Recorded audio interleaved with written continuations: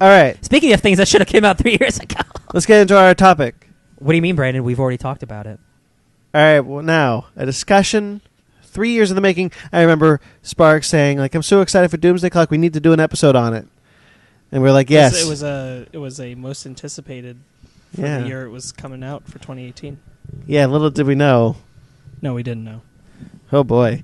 But yes, this is Doomsday Clock. Jeff Johns, Gary Frank's follow-up to Watchmen, where Dr. Manhattan is revealed to have influenced the DC universe. So, let's get into it. What do we think about this overall? All right. Okay. Nobody go first. I'll go first. So I'm in a very special place because I have a Watchmen baggage. I like Watchmen a whole lot. Some of you might know. I got it tattooed on me. So the inherent nature of this book, just the inherent nature of what it is, kind of just bothers me. But I'm putting that aside to focus on the qualities of it and just this is the book. I think it's a tremendously well-made book. I think the art's outstanding. It's the best that both these guys maybe have ever done in terms of writing and art drawing. Excuse me. I think the ideas that it presents are really awesome. I find the further it goes, it gets a little muddled in some of the things it wants to do, and some characters get thrown to the sideline that kind of bother me. Mm-hmm. But overall, like I think it's a really impressive comic. On the flip side, it bothers me that it's coming out and ending when it does, considering where DC is at right now. Mm-hmm. Right. Because this book should matter. Yeah, I don't want to get too much into that because it really bugs me. Yeah. That's more just to do with the state of DC right now. Yeah. I want to definitely just focus on the book itself. Yeah, I think we'll have to get to it by the end of this. Oh, yeah. Yeah, we don't have to start there. Because it's real sad. Ben? Yeah. I really liked this book. Yeah. I agree with Ryan on that. I think this is Jeff Johns and Gary Frank's best work to date. I love Gary Frank's art. I think the art is... obviously, it's not Dave Gibbons, but there are the scenes where it does take back. Oh man, to, sometimes it fools me. Yeah, there are panels where that are taken from Watchmen. That's like that feel. Like, I know this isn't Dave Gibbons, but this is really good. Even some of the ones that are brand new, and it's like this still kind of feels like Dave Gibbons. It does, yeah, it does. I do like it as a pseudo sequel to Watchmen, and at the same time, I'm trying. I kept the show out of my mind. I kept all that stuff out of my mind.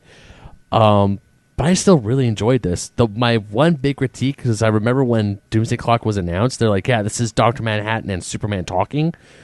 There was none of that. What do you mean? It's at the very, very, very, exactly. very, very end. It's at the very, very, very end. I was hoping for more of Dr. Manhattan and Superman talking from like issue 5 on, or something to that effect. But when Superman and Dr. Manhattan do meet and they do talk for the first time and everything unravels, is like, okay, that's still good.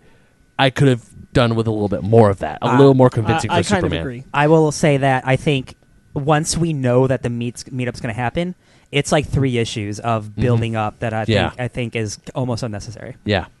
And I do agree, because there are some characters that do get thrown by the wayside a little bit. Mime and Marionette being one of them. I think a good way to look at this is that it towards the end it did get muddled, and I think a lot of that comes from the fact that just after a while Jeff wasn't able to do what he initially set out to do. Mm-hmm. So I think the first half starts off as a really compelling sequel to Watchmen, and then the second half turns into a thesis on DC Comics.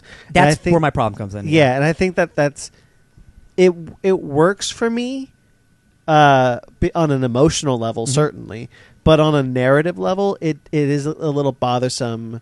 I don't know if more time was, but I'm interested to know what the book was supposed to be. I'm sure Wally West was supposed to be in this book somewhere. Yeah. I mean, he technically is for a split like a second. character. Yeah. The whole point of the button is not in this movie. Is not in this book. Yeah. I forgot about the button, actually. Sparks, real quick, what is your first overall impressions? Overall I'm pretty pleased. I have some minor gripes. But for the most part, like the core concept of what this book is about is what I was always like excited for, and I think the delivery of that specific notion is top to bottom incredible. Mm-hmm. And we'll dig into that as we go through it. Did you want to say any more about your overall feelings? That was my whole thing. Before we go into it, I do want to just talk about the slight comparison to the show. Sure. Because it's minor and I don't want to spend a lot of time on it, so I just want to get it out of the way. I do think it's utterly fascinating that you have these two, both I think exceptional in their own rights, follow-ups to Watchmen for different reasons that still wound up taking similar thematic or character choices. And I won't get too specific, but I have dozens of notes about it. Right? Yeah. Full spoilers. No, By the way, for Doomsday Clock. Yeah, full spoilers for Doomsday Clock. Let me see what's here that I don't mind saying.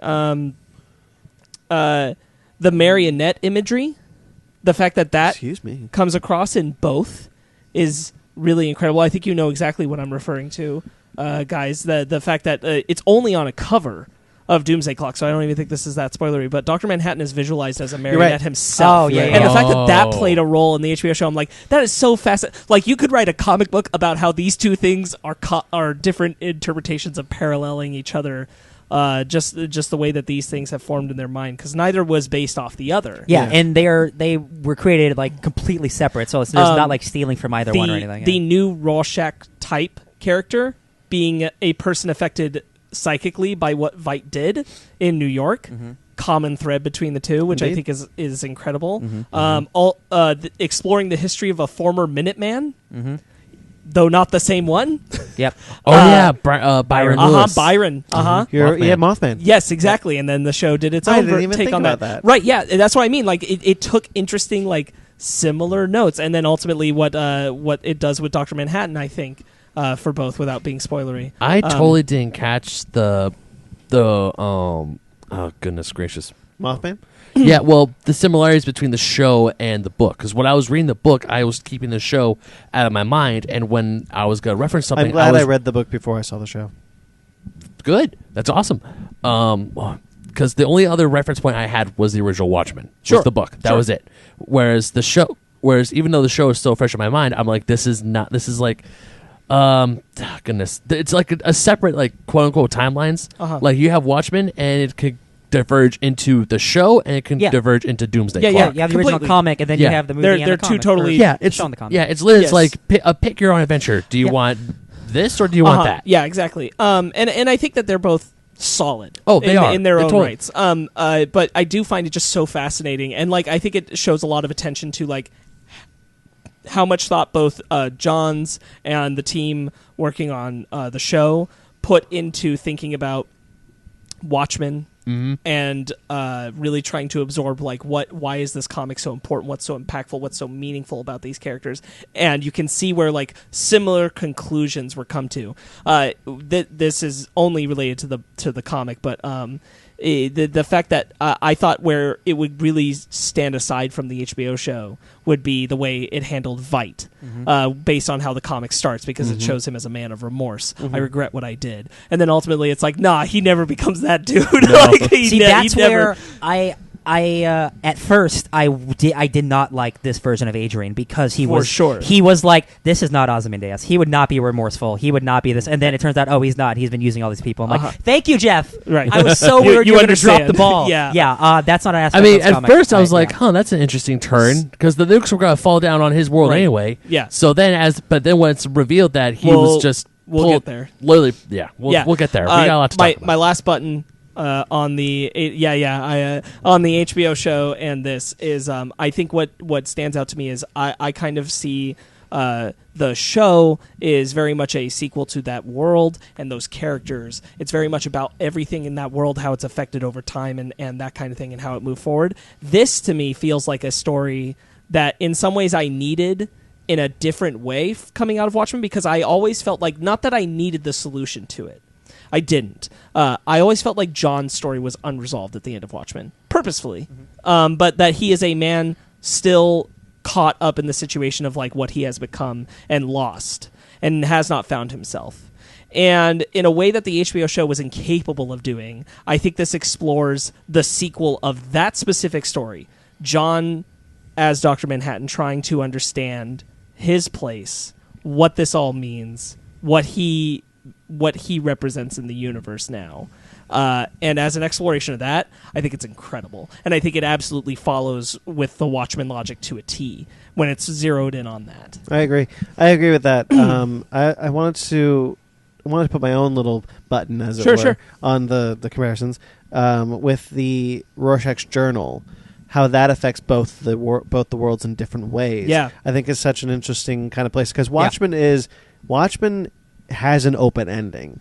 It is a open and shut book, Yes. but it does have an open ending. Dr. Manhattan says nothing ever ends, and it's left open ended just to like, will this Veets plan work? Did they publish the thing? It's the new Who frontier. knows? So who knows? So.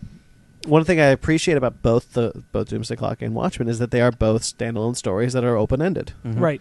I agree. I think that's very important for the Watchmen universe. I think so as well. I think that in a way that the before Watchmen writers didn't take the time to, I think, understand. I'm being general here, and I'm being a little reductionist, but that they didn't take the time to understand the themes and what was so valued in what the story was trying to say. I think both of these attempts seriously did. Yes. And I'm really excited to talk Before about this. Watchmen is despite having an incredible amount of talent, is a cash grab of, hey guys, we got Watchmen now. And this didn't feel like that. No, it we didn't. were. I know we were all kind of nervous the very first day that like the blue hand appeared on the Rebirth thing, Yeah. and we found out what this was what was happening, and we're all like, oh. When Batman finds the button in Yeah. the Batcave, Yeah, and bringing Watchmen. and Wally says we're being watched. Yes. See the thing. So one of the things that bugs me about DC and place is that the button is unnecessary to the story. Mm-hmm. It was just a tease. Well, but like not even that. Reverse Flash, none of the Flashes are in here, and they were such a big part of Rebirth and the button. Like they should have been in there. Yeah. And I think possibly because they were just like, well, we're doing Sanctuary with Wally, you can't use them. Yeah. I think that's what happened. I agree. Like, I'm going to probably be contrarian a lot because I'm going to say, like, I didn't really think about the other DC comics while I was reading big chunks of this. And then there were I other didn't times where either. I'm like, I absolutely did. And it's very relevant. And I thought about it a lot. And it's a big Yeah. problem. And so, like, it's tough. But certainly with the button, I just kind of was like, for me, the button just at a certain point became a tease for this event. And, like, I just cared that this was good. Even though I enjoy the button a lot, I think it's a great comic, and it is a bummer that none of it like directly connects here in the ways that it feels like it should on an emotional level for the characters that were involved. I agree. I still just wanted this to be good, and overall, I feel it is. I agree. Yeah. I agree with that. So you wanted to do issue by issue. I would prefer it, because I feel like there's a lot to unpack. And I don't want to be jumping around too much. All right, let's If do we it can then. avoid it. Issue 1, Doomsday Clock, came out in Issue 2017. Is called That Annihilated Place. I have the titles. Ooh. And this is the one that is feels the most truly Watchmen to me. This of is all the one comics because it mostly takes place in their world. This is the one that when I read this issue specifically, I was like, oh shit! I think I just want Jeff Johns and Gary Frank to just do a Watchmen sequel. Yeah, me too. I was kind of really into Yeah, that. me too. Yeah. Because like, I think how do I say this? I think when he tries to ape Alan Moore, I think it works for the most part. Because Alan Moore is a very, very wordy, very descriptive, heavy, uses a lot of like guttural words. And I think for the most part it works with Jeff Johns doing that. I will say we're on issue 1. Shit. I mean, you can jump a bit. I don't. We'll like go issue by issue and then we'll do like a look back. I'm just thinking of like when he's doing the Rorschach voice. The Rorschach voice does not work for me as well as when he's just doing other characters' dialogue. Interesting. I think first of all I think it's super kind of weird that Reggie. I love Reggie's story. I don't like the fact that he adopts Rorschach's mannerisms and he basically becomes Walter Koufax. He doesn't have his own personality because he was stuttering at a time, and I would rather his character be his own personality than think he's a different character. Does that make sense? Because he turns into Rorschach and he talks with like the shortened speeches a lot of the time. You know what I mean? When he but has I the read mask on, he's a different person. Yes, but he's not a different person. He sounds like Rorschach. I'm saying I'm talking to your point. Yeah, But it's he sounds like Rorschach because we know what Rorschach sounds like. Yeah. And I don't think that's a good character choice because I think that lessens the things that he went through. He's like, oh, I'm just another Rorschach. I'm like, you're not, though. You went through so much more than Rorschach did. Mm-hmm. That's one thing I kind of have a problem with. Again, this is me coming from, you are making a sequel to Watchmen, so that's what I'm looking at. And there are a lot of aspects that I'm like, Alan Moore wouldn't do this. He would not do this. Right. I latched on to the concept that Reggie is damaged from the event, and that causes him to latch onto the personality through the connection that Kovacs had with his father. Okay. Like what amount he's aware of it, you know? That's what I mean. He has no awareness of what Rorschach sounds like, but his mannerisms, he sounds exactly... But he's read the journal. Yeah. Okay. I just don't think you would not sound like... excuse me. But to the point, he starts speaking in the shorter sentences when he's been psychically broken. Okay. Rather than it just being an affect of him being Rorschach. Yeah. It's also attached to the fact that he's psychically damaged. He no longer forms complete sentences. Okay. Because that is when it starts. And so I feel like I do feel like that's kind of a cheat way to make it so that when he first appears and you don't know who it is and you're like, how is Rorschach alive? Which is where we are in issue 1. Yeah. Which is an awesome introduction. Good segue, yep.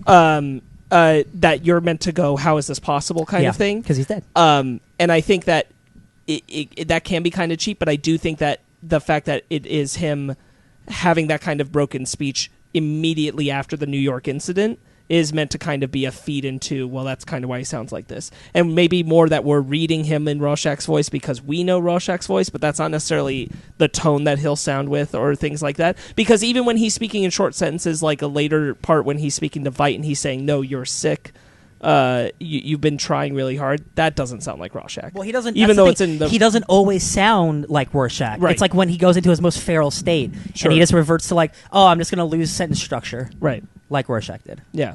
And I just like you don't have to do the exact same thing as that character. Sure. But again, like everything else surrounding the character, I love, and I think his struggle is super intense. Yeah. 1992 sucks in the his Watchmen introduction world. is awesome. Yeah. Going into I prison. think Mime and Marionette are two of the best characters. I 100% agree. I want want time. an entire series of them. Yeah. They're awesome. I mean, I was never one to agree with this decision that's like, we have Watchmen, we don't touch Watchmen. Yeah. So I'm totally like on board with more follow-ups. I was thinking like that's fair. Things like that. But now that we've like, I was on board with like, hey, you want Tom King to do a Dr. Manhattan miniseries? Do it. I'm sure it'd be great. But like now that we've been introduced to Mime and Marion, I'm like, can we get more? Can they be on the Suicide Squad? Because they're left in the DC universe. Like, yeah, they are. Give me more of these guys. Their skill set is pretty unique. Mime and Marionette, I feel they're great additions. They've got a great backstory. They do. Tragic backstory too. But a Watchmen backstory. Exactly. Yeah. But also, I love how Mime's guns and all of his tools are still physical. You just can't see through them. That's such a good payoff. Like it is. Issues later. Yeah. Like when he that's finally, really good. like when they're the joke. I mean, I'll jump ahead a few issues. Like when he finally fires off his gun.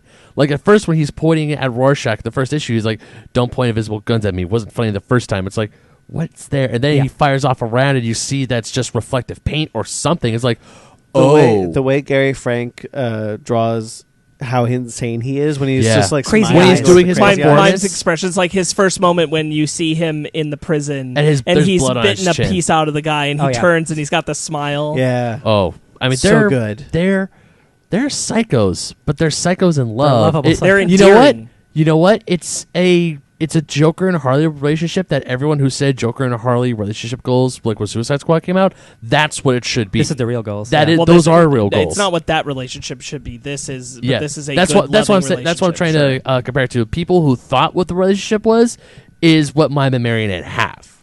Yeah. I think they're incredible. I know I might have been reaching for. I love them so much. And I know I might have been reaching for straws for that one, but that's the only you're thing. good. So issue 1 is entirely focused on Rorschach breaking Yeah. them out, and because he's getting Marionette, which is the only one he was supposed to get, he winds up getting Mime. Yep. And all this is for Adrian Veidt, Yep. Ozymandias, It's me. I'm alive. because he wants them for a plan. He's going to fix the world. Again. Because they're in 1992, Yep. and they're on the brink of nuclear war. Again. Because of Veidt. Because Everybody found out that he's bullshit. Rorschach's Oopsie. journal was in fact published Yeah. many years later, as we find out later in the supplementary material. Mm-hmm. I do really like that they went full on Watchmen and did the supplementary material. Hell at yeah, the end baby! of the Give me issues. pages to read.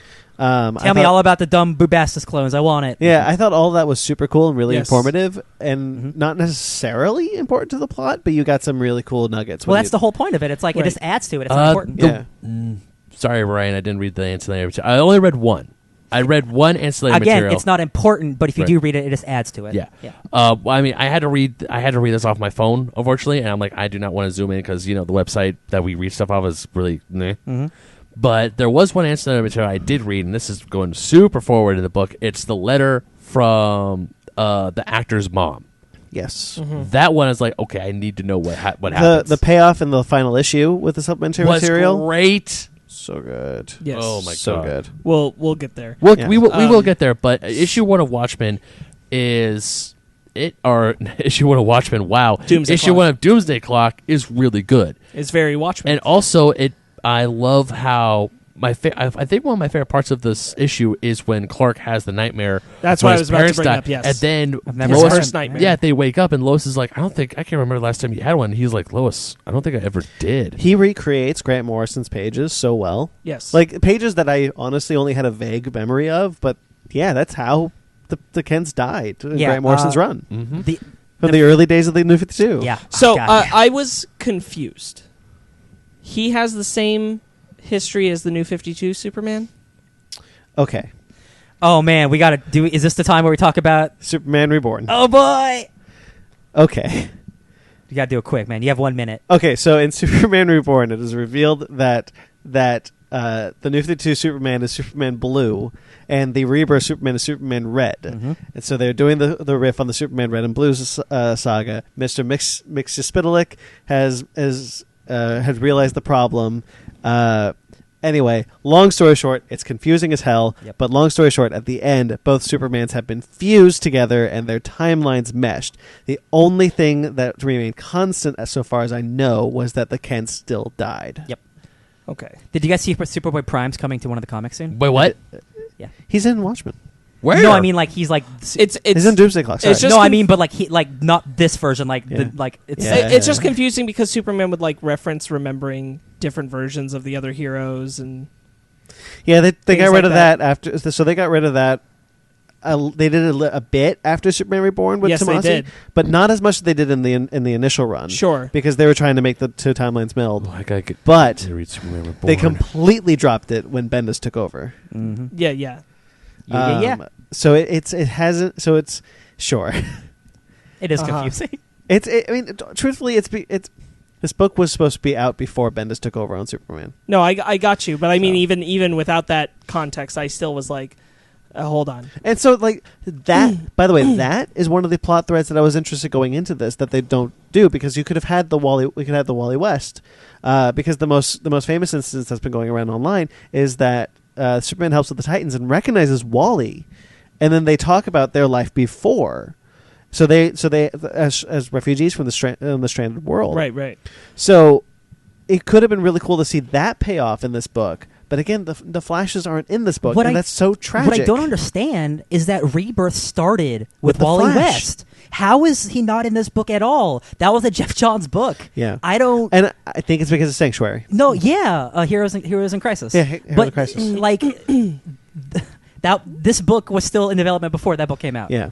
So like, there's some shenanigans. Somewhere along the way. We'll talk about timeline stuff, but I just want that particular Yeah. moment cleared up because Yeah. I never went back to like New 52 stuff. Yeah. I just stayed with As far Rebirth. as far as we know, the only thing that's remained constant was that and some of his history is still the same, and some of it's different. Yeah. Like he was still the angsty Superman as a boy, and like a lot of this is just referencing before Superman Reborn took place. Yeah. Just referencing like this is what happened when I first messed with the timeline.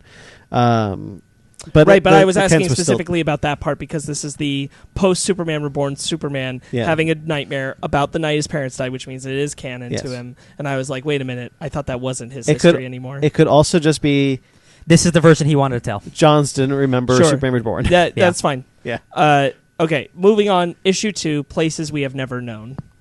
Yes, this is actually where I have a similar issue that Ryan had with Rorschach. Yeah. I don't think comedians should be in this book. Man, fucking. I agree. Like why? Okay, especially yeah. with how his situation ends. Yeah, It's like he was literally pointless. yeah. Yeah. Man, He serves. Comedian- it he doesn't doesn't even- serve the story at all. It doesn't even... he's a wrench. That's all he is. He's Yeah. a wrench in the It plan. doesn't even seem to have any reason from John. And that's Yeah. the part that's the most baffling, is like John seems to have no actual reason to have done this. Yeah, Yeah. and that's where Take comedian out of this book, and I'm much happier. and that's where my again like.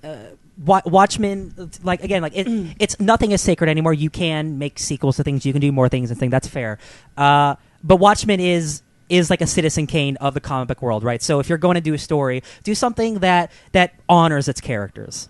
That's why I like the show a lot, because I think most of this book is that. Most of that is that. I will argue for Dr. Manhattan stuff later on, but that's my own deal. Okay. I think the comedian, man, I don't understand the point why he's in here, how he got here. I agree with you. Like, it's such a disappointment that he's even in this book, because like the comedian is such a cool character. He's not just a bad guy who shows up to get in your business. And I remember like the hype that I felt in that moment when he's there, and it's like, this is impossible. I'm like, what is this? Yeah. And then like I kept reading, I'm like, oh, it's totally unimportant. Yeah. So obviously, when I first read it, because when I first read Doomsday Clock, I was borrowing off of Brandon, and then I just stopped because I figured I just trade wait. And when I was rereading it, I was like, "That's Keep right." waiting. Yeah, I'm going. I'm still go wait for that whole complete collection. You bet your butt I am. Keep waiting. I'm a patient man. You should know this by now. When I first saw Comedian, I'm like, "Holy crap, they did it! They're putting Comedian back in." So what is he gonna do? Once I got to the end, I forgot he was in the damn book. So did the book. I literally forgot. Like when Mime and Marionette have him, I'm like, oh yeah, that's right. And then what happens to Comedian? I was like, wow. he's just like hanging out in the back of their You car. literally did not need he to be doesn't here. serve any purpose in the story. He shoots the Riddler. He interrupts a meeting for no reason. Yeah. Like, But one thing I did really enjoy about issue 2 was that we get how this becomes a DC version of Watchmen with anti-metahuman status. Like, people are protesting Batman. The Superman theory. The Superman theory, yeah. theory. Oh, the Superman theory. Thank you. There are. Sorry, Ben. Real quick. There are a couple of concepts in that this book introduces that I love, and the Superman theory is honestly one of them. Yes. Mm-hmm. And also- holy shit. it's And cool that also- Wonder Woman's the first superhero now, isn't it? Yep. And also it has one of my mind. favorite... But it goes against literally everything this point is trying to do. No, it's Wonder Woman is the first superhero. Wonder Woman is the first superhero of the timeline, but the metaverse still revolves around Because it's not like that Superman. hasn't happened before. There's been timelines where they've redone things. The and then Justice Batman Society was or the first one before to show up. Superman. No, that's true. But like in 1938, he is the first superhero. That's like the thing. Yeah, but Right, not, but but in not that this- timeline, but in that it timeline. existed. Like the whole point is that the metaverse keeps forming around Superman, That's true. but not that Okay. he is the first superhero. Okay. Yeah, and also Because this has... the Justice Society are No, that's true. before him. This also has one of my favorite panels that Gary Frank has ever done. It's That's a good panel. The bat. Yes, I made a note. I specifically made a note that Thank I'm like, you, that's an incredible because I just love how it's the bat signal. Archie's eyes light up. I'm like, ooh, that's freaky. And then they burst, and then Archie bursts through the clouds.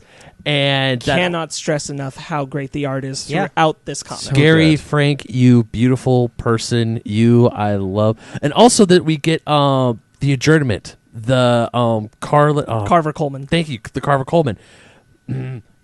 Everything gets wrapped up. in my Oh, head. I really like love the this thing. Carver Coleman stuff. Yes, I I do too. love the Carver Coleman stuff as so well. issue 2, because I did. Jumping back to the beginning of issue 2, its opening is the bank robbery with Mime and Marionette when Yes. Dr. Yeah. Manhattan shows up, which is awesome. Is this when we're introduced? Is this issue when we're introduced to Johnny Thunder? Yes. We see John. Yes. Yeah. We see, This yes. is when we see him, because this is where he's watching the Carver Coleman. So Not him. He's in the home. He's in the where home. they're watching Carver He's waiting for Coleman. his family to pick him up. So when I Yeah. first saw Johnny Thunder, I was like, the JSA.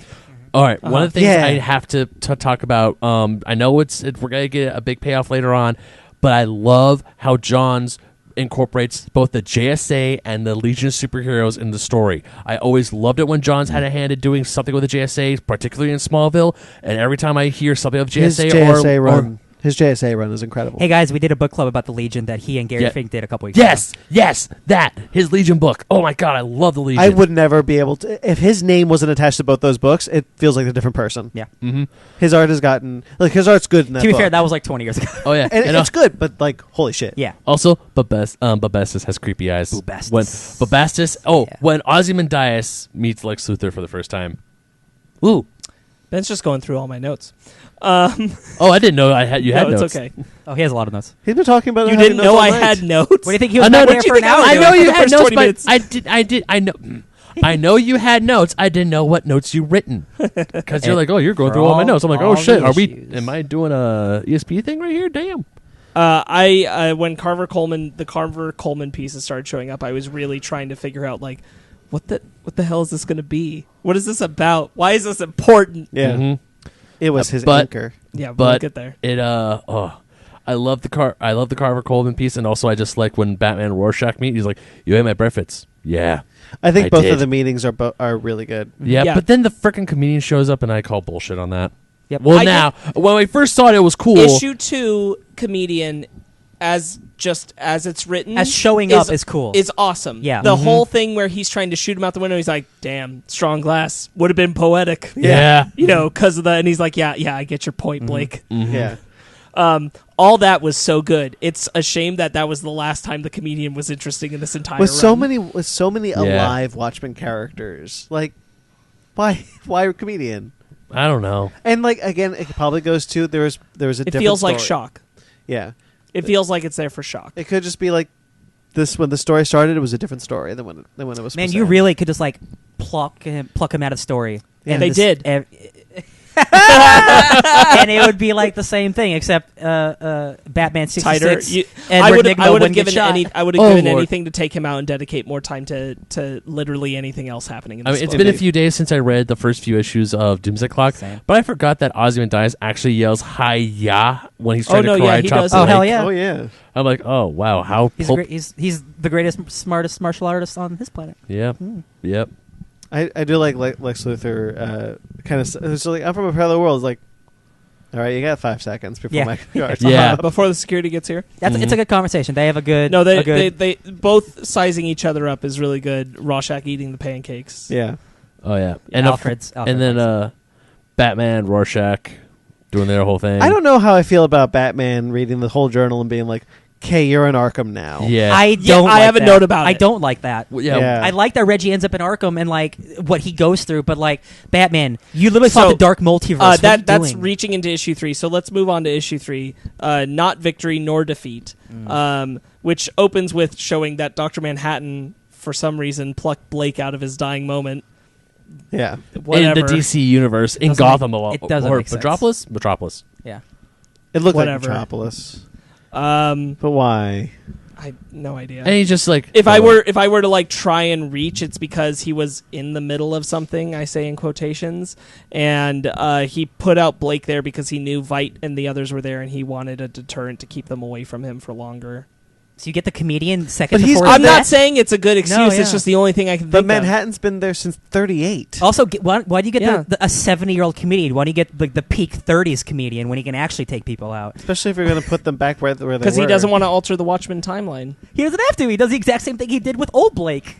Yeah, but then Blake would remember. Ugh. I guess a good point could be that Yeah. it's not Dr. Manhattan who returns Blake to his timeline. It's Luthor. It's Right. who? It's Luthor. Luthor Oh, who yeah, sends yeah, him with the back. vibration, with the vibration- plot gun? the Yeah. vibrational With the gun. plot Yeah, gun. yeah, yeah. That's Or a the plot gun. that's a flash element. I appreciate it. Flash fact. I really enjoy Rorschach Vibrational being frequencies. impatient, waiting for Oh, yeah. Bruce to finish reading the journal. He's like, "What page are you on?" Yeah. Yeah, yeah. 4.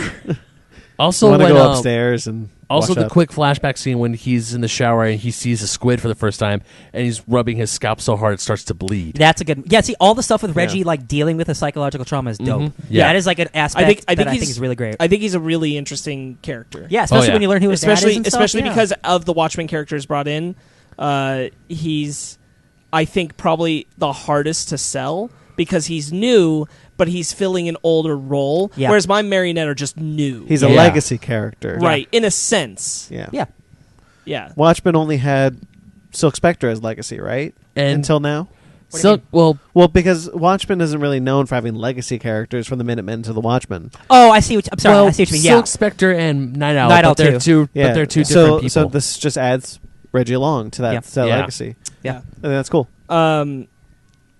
I think Mr. Thunder's Johnny Thunder's Uh-huh. story being paced in is really well handled. Yeah. Yeah. As it continues into this issue, just like when we visit it and when we're not, I think it's just really well worked in. It's a slow burn that I think works really well. I'm Uh-huh. gonna say this now and get it out of the way. Jeff Johns uses the word retard twice in the series. Unnecessary. I didn't catch that. Unholy necessary. He uses it twice. Unnecessary. I agree. didn't catch any of Oh it. yeah, No, I caught it it. happened. I Yeah? saw, the second time bothered me even more because Yeah. it's an orderly being mean to Johnny Thunder or something, calling Uh-huh. him, and I'm just like, John, you're better than this. Yeah. You are better than I this. mean, like, I get that. I get the hateful speech you're you going can for to you make can us have dislike all them, of but that. like you don't we have watched to use Watchmen and they didn't use No, it. I know, Like, I know. It really bothered me, especially in like a new comic where I'm like, are you trying to be edgy just to be edgy? Yeah. Like, dude, you're so much better than that. I mean, this is kind of outside. I bit my tongue. Outside of Jeff Johns' wheelhouse because it's a lot more cynical than he's used to writing. Yeah. Yeah. So a lot of this could just be him trying to channel something You know, he's just not comfortable with. I did feel a lot of cynicism because obviously Watchmen is a cynical universe and the DC universe is a hopeful one. But there is it is now. Yeah. After Dr. Manhattan's the reason that it's bad. Yeah. Well, it's the whole idea that Manhattan is the one who is just like, what will I do to like get hope to go away from the universe? And this whole book is big. So like the DC universe is becoming too cynical. I mean, look, this is not the first time Jeff Johns has dealt with this. Infinite Crisis is this. Infinite Crisis is the Superman from Earth 2 being like, oh my God, why is that Earth so dark and dreary? We need to go save them. And so it's basically Infinite Crisis but darker. That's what I wanted with my Watchmen. Fun fact, Watchmen was almost in Infinite Crisis. I really love the mime and marionette scene at the bar. Oh, Getting yeah. on the wrong side of the Joker gang. I think any time that they do the art perspective where you're the person that mime is attacking is so good. Yeah. Seeing her come at you with that smile on her face and the wire. And her, the and wire it that goes cuts to blood. anything. It's, Yep, and this is where it's revealed that Mime is holding physical weaponry and it's just painted in a way. That's so cool. That's Invisible paint. Invisible paint, yeah. It's the same thing the Invisible Jet uses. Uh-huh. Fun fact. Is it invisible paint? I thought it was magic. I just made that up. Oh. Well, It's probably magic. Whatever it is, it's kind of like that. It's like quote-unquote advanced technology that makes Rorschach's mask constantly move. Yeah. Reggie has a nightmare where he's re-experiencing his moment of the New York incident and the alien appearing in front of him in the car, and I think that art is so good. I mean, this comic's full of good art, but that moment is so good. I mean, Gary Frank does great like facial expressions. Yeah, that scene with Marionette coming at you with the string in her. Anytime ooh. it does like the perspective of watching another character, art is really effective. Oh man, that's the way they do the progression panels. I don't remember which issue it's in. I think it's one of the earlier ones. But Reggie's talking to somebody, and then a character has a alien eye appear on top in their forehead. Yes, and it's like Reggie starts to freak out because like he's going through something. It's the next issue, issue 4. Got it. Okay. Because that's when he's in Arkham. Got it. Okay. Yeah, that was real good. Yeah, all when the he's talking to psychological the like a Cyclops eye. No. Oh, you see, it's weird. It's all connected. Anyway, it's all connected. Yeah, because this is when Batman and Rorschach are breaking into Arkham because Batman was looking for Mad Hatter, and then he locks Rorschach in Mad Hatter's cell. He was looking. He said Look that for Dr. Manhattan. Manhattan is in Arkham. Yeah. So he tricks him into going to Mad Hatter's cell. Yeah. sucks. I still don't like Batman doing that because So my Batman's biggest thing been about through it, so much. my biggest thing about it is that at the point that he does it, I'm not convinced he's read all of the journal yet. Regardless of if that's true or not, Reggie hasn't done anything to make himself appear as a threat. Yeah. So Bruce could have just sussed this out and had Reggie there. It's not like he was in any danger. And if he had to subdue him, he could. I'm like, why is your go-to throw him in Arkham? Because that's what Batman does. Just throws After people in you've prison. already found the button and been suspicious, Mr. Oh my god, Bruce. he did find the button, so he should know about crazy shit. Come on. The comedian. Yeah. Oh, you're right. This bothers me even more. Yeah, no, I think that him putting him in Arkham is really dumb. And again, I think it is purely there to motivate the way they tell Reggie's story in issue 4, which, to be fair, is awesome. one of my favorite issues in the agree. run, with the backwards telling of his story while he's in Arkham, the time after the New York incident, and the stuff with his family, and the stuff with Byron, is all so good that I kind of let it go. But I do think it's like questionable why Batman would jump to Arkham. Okay. It doesn't make a lot of sense. It feels more like someone else should have taken him before he could get to Batman and sent him to Arkham, and Batman was trying to figure it out. Some detective. Funny enough, much like how you started to like the show more, the more comic book stuff. There's the added. Cyclops eye you're talking about. Yes, yeah. Yeah. That's Or the issue alien. That's so creepy, dude. Excuse me, the alien That eye. alien eye. Yeah. I think the first... Because it's funny, I stopped reading Doomsday Clock before issue 7 came out. So the first 6 issues are very pretty tight about a bunch of characters, and there's not a lot of cosmic crazy stuff. And then the further we get into that, it's kind of when I lose interest and it becomes less Watchmen to me. So I think these first 6 issues I really, really like, except for the minor stuff that I mentioned.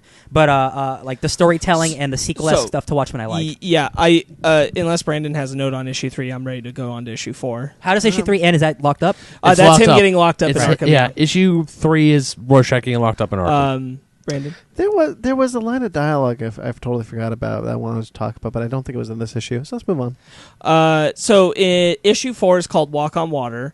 It's If I honestly, could walk it's in my on top 2 or 3 of this run, for sure. I think that the way that it cuts between the now and the before on Reggie's timeline I was fully entranced. And this is the stop stuff going through with this his issue. dad. And This is the yeah, stuff with this his is dad. probably This my is favorite all issue. of Reggie's history. I think this stuff is incredible. This is a Watchmen-ass comic book. This right is here. an 100%. excellent piece. this is where he meets bites Zebra's ear off.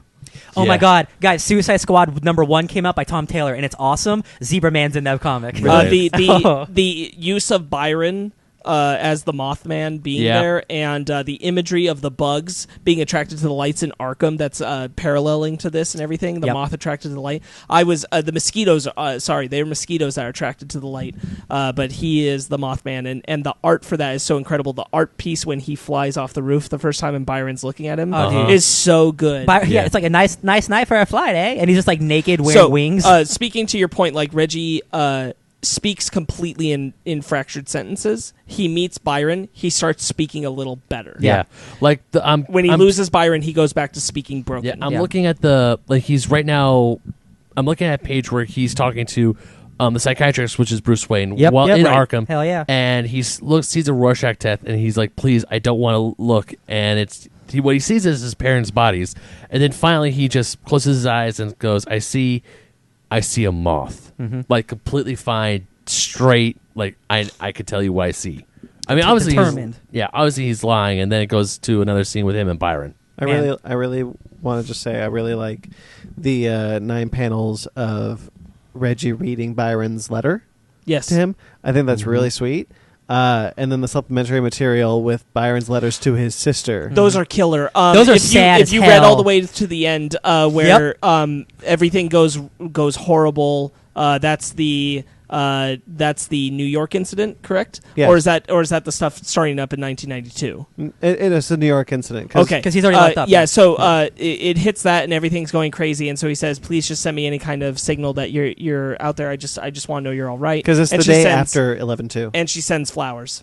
Yeah. Yes, the Aw. supplementary material adds good. a bit. good stuff. Definitely. All the Byron stuff at the end of that issue is really good. Can't wait to read this again when it's collected in a This trade. isn't the one where we see him die, right? Yes, it is. It is? Yeah, Okay, it's all yeah, in he one walks. issue? He walks Okay. into the fire. I read this at the all end, at once. It was it's all in my brain. Drawn to the light. I really appreciate the touch of the Angela, don't touch the light. Yeah. of the red Yeah. Blood? dripping of the red dripping down. I was going the- to talk about that later. back of the issue. Blood? when we hit issue Oh, yeah. issue 11, and you find out what it really is. Yep. Oh, I loved that. I want to talk about that so much. We'll get there. So issue 4 has all that great Byron stuff. I thought it was really interesting, that it spotlights Freeze twice. Yeah. Yeah. Well, Reggie because walking past Freeze twice. I think it's just because part of his gang joins the Joker gang later. I thought it's like, oh, it's I when he thought got it was locked meant up. to parallel some amount of imagery, like he's the only other blue man that Reggie would ever have seen. Yeah. I I'm don't like, think that. I don't feel like it's meant to tie to the Freeze gang thing, though. I'm like, there's some kind of sense of like a connection through isolation and loneliness that Jeff Johns, I think, is trying to hint at. Not couldn't they do that with connection. any- Connection's the any wrong word. character, though? Parallel of the isolation and loneliness. Issue 4 is also. Oh, sorry. I think that there was no natural place to draw that parallel between Mr. Freeze and Dr. Manhattan himself, so he leaves it on the plate of when Reggie is in Arkham, for there to be a moment of like Reggie's also a person lost and in isolation. I don't think the I'd material say- gives us I'm enough saying to had do it that. been once, I would say, yeah, it's just like that. It's just like, there's Freeze. It's twice. It is twice, It's yeah. it's twice, and it's very purposeful. One is going in one direction, and one is Freeze looking more melancholic, holding the little globe piece Yeah. that he does. And the second one is him turned facing the other way, watching Reggie very angry. It doesn't feel purposeless. I just don't entirely know. It doesn't the feel metaphor it's going purposeless, for. but I don't know what the purpose is. Right, yeah. I Yeah. don't know entirely the metaphor it's going for. I just find it really fascinating. Freeze being my favorite Batman villain, I really want to dig into it. Maybe just because it looks cool.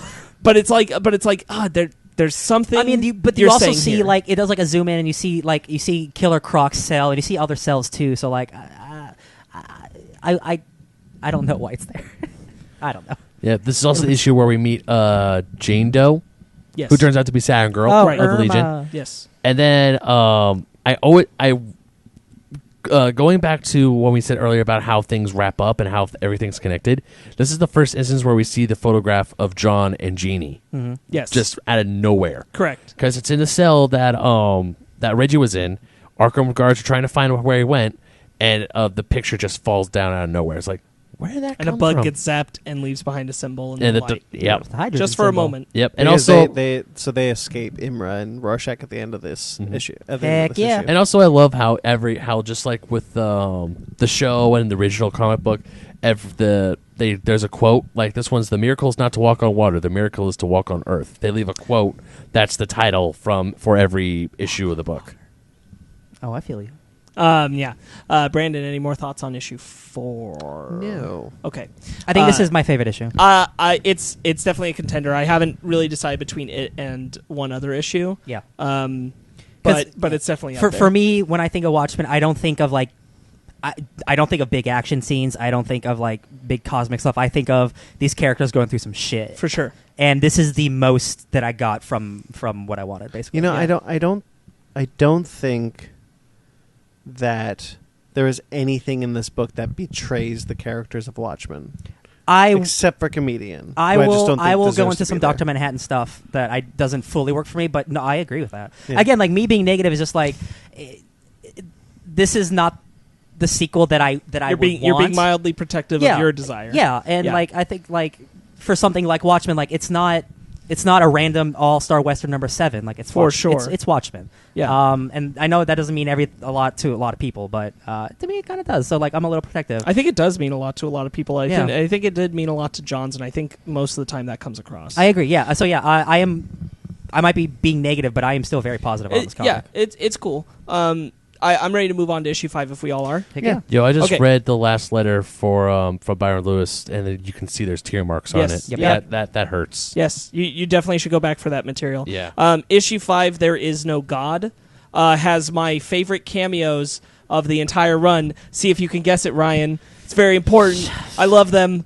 It's Hawk and Dove. Yeah, Talking Dove. They Hawk get and arrested. Yeah, they do. Hawk and Dove again. Their asses kicked. God bless them. Is this the first time that we're starting to see more superhero stuff pop up? As an issue? Yeah. 5? Yeah. This is where the Yeah. Superman theory stuff it's is really. too late. So this too is late. this is the issue where it's revealed that Kahndaq is going to be housing refugees of It's metahumans Krakoa. because the Superman theory is beginning to gain a lot more traction, and a lot of metahumans are being put in danger. And Firestorm is being accused by his former nemesis, the original Posar. the original Killer Frost, Oh, right. is saying that. Oh, Posar hasn't said it yet. Yeah, That's right. Sorry. Yes, you're correct. Yeah, the original Killer Frost is saying that I was part of the Superman theory, and so is he. And Ronnie's like, no, It's not true. no, it's not true. Experiment. Yo. And also, That's impossible. in the supplementary material, we learned that the metahuman affairs. We don't know who's running the metahuman affairs, which we find out in the supplementary material. But we find out later. they're definitely talking about some stuff. Yeah, Typhoon. Some stuff that means the Superman theory might have some validity to it. Typhoon. yeah. We start to really start to question, like, well, wait a second, what is real about their origins? We open up with Ozzy in a hospital. Yo, I love that scene. because he took a nasty fall from the A comedian. Yeah. And so right off the bat, this is when I started to go, okay, so he doesn't have cancer. yeah, Yeah. Because they don't say anything about it, and they're looking directly at an X-ray of his head, Oh, right. But there is that white dot, which is the on his same. brain. Which is the same white dot, which I think is implying that like that white dot was never anything. Okay. Because they're looking right at it, and they don't think there's anything wrong with it. Oh wait. yeah. It could be the X-ray that Ozymandias showed. I mean, he doesn't Reggie. have cancer, so I mean, I know because it It's goes. a lie. I'm looking at the panels right now because it's going like the X-ray, and then the white dot turns out to be a doctor's flashlight, and then they're oh not yeah, looking yeah, at yeah, it, for right? sure, for sure. Like So it could be just reminding you as a reader that like, Hey, hey, remember. remember that? Well, why aren't they bringing it up? Surprise, bitch. Yeah, and it's also when we see the original Alan Scott Green Lantern. Yeah. Yeah. And I thought that was really cool because I love the Justice Society. A lot of my favorite stuff in this book comes from the JSA stuff. Yeah. And also, I just love how Ozymandias breaks out of the hospital bed. Yeah, that's and, good. and then when he finally finds it, he's like, so you do have my clothes and my cat. I like them both back. yes, I really like that moment. I will say that the only other moment I like the comedian in this run is here. and it's when he's in the bar where Mime and Marionette were, and the cops come in, and he's like, "I didn't do this. Yeah. But if you don't let me just walk out of here, Yeah. We're gonna I'll have kill you." Yeah. That'll be it. So maybe you guys didn't see me, And he just walks and out. he just walks out, and he's Yeah. like, Good job, boys. "Good job, boys." Yeah, that is I good scene. do I like really like that where they're like they've never heard of this guy before, but they're like, "Hell no." Oh yeah, Batman meets Vite in this issue. Yes, Batman outwits Vite Man. Vite and shows up in his airship Archie, not his airship, but Yeah. there's some cool art that happens around that. And the Joker shows up in this issue. That's true. Yeah, right at he the does. End. We also find out that right off the bat, we find out when Reggie's with Irma that she's Siren Girl. Mhm. Woo! Speaking of the Joker, I also don't think he is a character that needs to be in this book, personally. I don't think he needs to be in it, No. but I had I a lot don't of think fun with it. I don't think Yeah. he harms it the way the comedian does. Yeah. I'll agree with that. Because the I think- Joker, he's only in it for a few issues, and then he does. No. He goes away.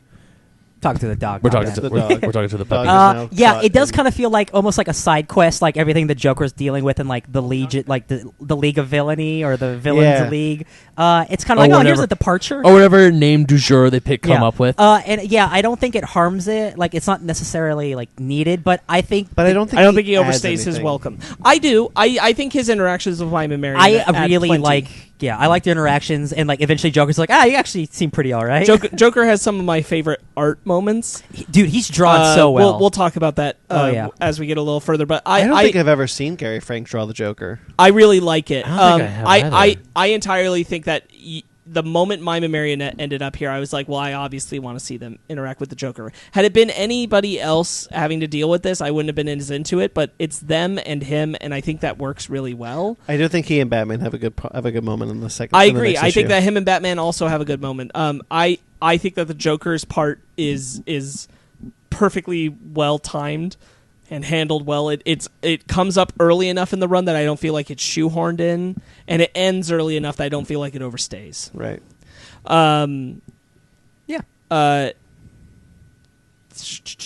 Lex knows whoever was part of the conspiracy about the metahumans was also a member of the Justice League, and Superman overhears him tell Lois this. Ooh. Batman plummeting from the airship into the crowd of protesters is some really great imagery. Yeah. That is awesome, Also- and it's all paralleled with Giant Johnny Thunder. Thunder coming up upon the lantern. Speaking of Giant Thunder, I'm looking at the issue where he's at this. He just gets to the steel factory. yeah. And these guys are coming up to him. He's like, oh, he's like, hey, give me what you got. Even before that, I think it was in issue 3, he's trying to get a train ticket, and No one would help him. Yeah, no one would help him. About to get mugged. I think the bit where Batman is falling into the crowd exemplifies just how well the characters of Watchmen feel not necessarily at home in the DC universe, but how well they've incorporated them to interact with the DC universe in the way that they do. I will say in this story, when the tone is trying to match Watchmen, yes, but like Rorschach showing up in Batman number 87 would not be the same thing. No, definitely not. No, yeah, but because like- it's going for a different thing, though. Yes, this is a event, quote unquote, event comic being a sequel to Watchmen. This is the only time I think the Watchmen characters could interact, and it Yeah. actually makes sense. Right. Yeah, I would Yeah. never want to see the Watchmen characters interact.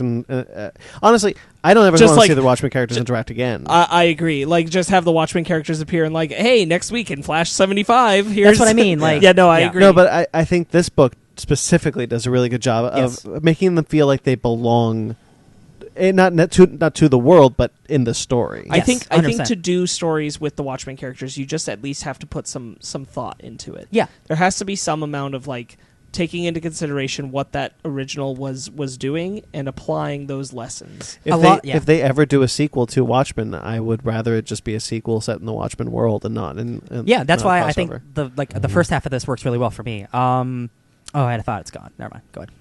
I was going to say that our regular DC Comics heroes are so much more adult here because of that. Yeah. What you're bringing up. Yeah. Yeah. Because like Saturn Girl saying, it's okay, these guys would die from an overdose anyway. Yeah. It all evens out. And Oh, I'm that's like, what I was going to say. yo. Yeah. This Okay. I respect DC for giving this the maturity that Watchmen has, and like Right. they're swearing and it's not bleeped out, and people like there's real violence, and I'm like, There's thank you for dick not in this comic. Yeah, you see it. Like, thanks for not making this PG. Like, I appreciate it.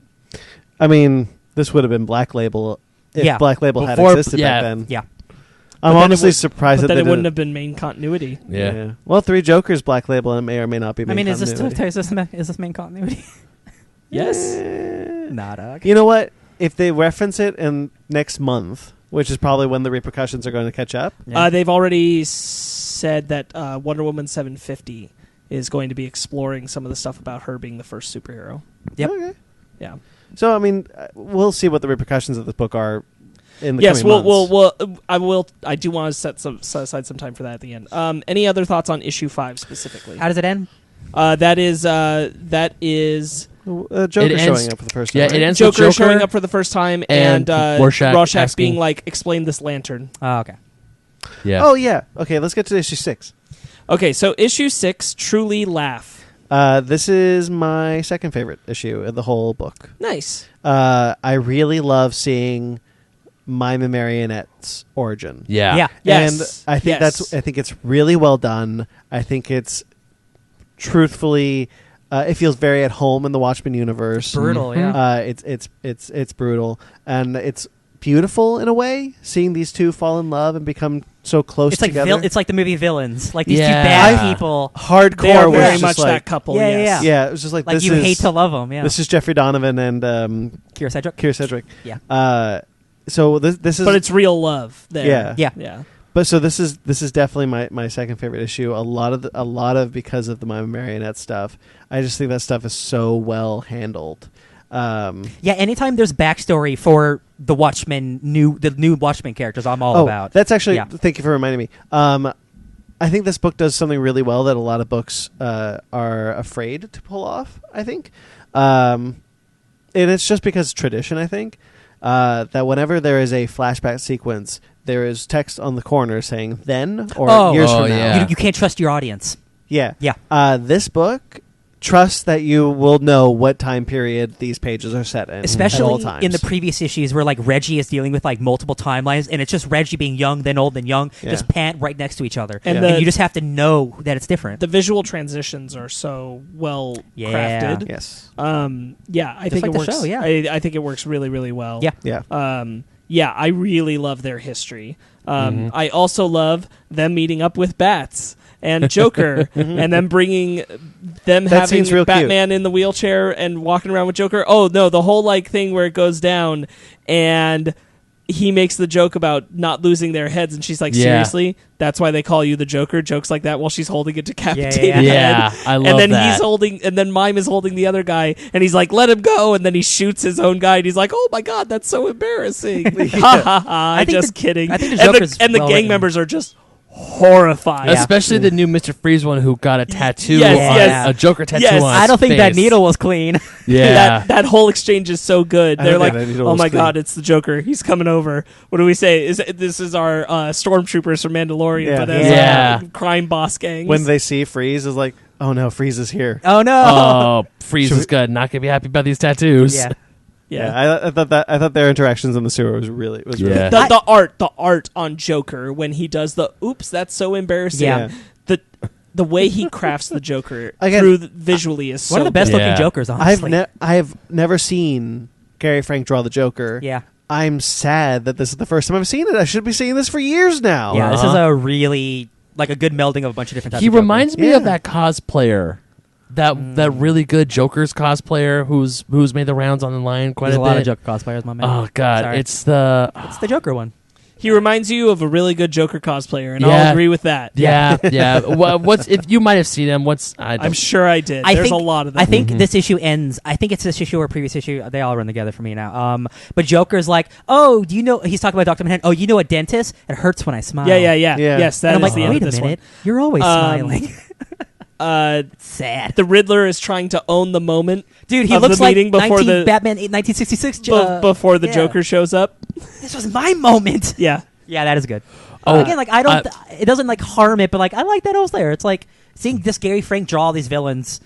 Who's Typhoon? Typhon? I've never heard of Typhoon. Good, because before. he's dead now. Because he got shot Yeah. in the face. Oh, did you get? I will So kill you you. didn't read the supplementary material at the end of this one, but this is his villain, who is his ex-wife, writing a recommendation to the Department of Metahuman Affairs, who he claims did not create him, and he says to his wife says to the department's like, please exonerate him of all of his murders. He was an agent. He was an agent. Oh. Yeah. He was an American agent.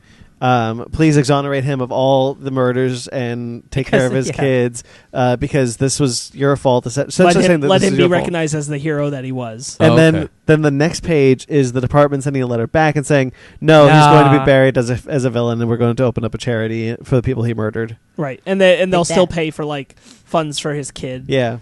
Something like the agreement they made before he passed. But he was an agent. Oh, wow. At first, when I first heard about the Superman theory, I was just kind of like, I don't know how I feel about something like this being in continuity. And as it was slowly being introduced to be true, or at least partially, I kind of got more on board with it. I'm like, this is actually kind of an interesting wrinkle. It's like it's a nuclear arms race between America and other countries, which is like, because in this world, nukes. Who cares about a nuke? We got a Superman. Right.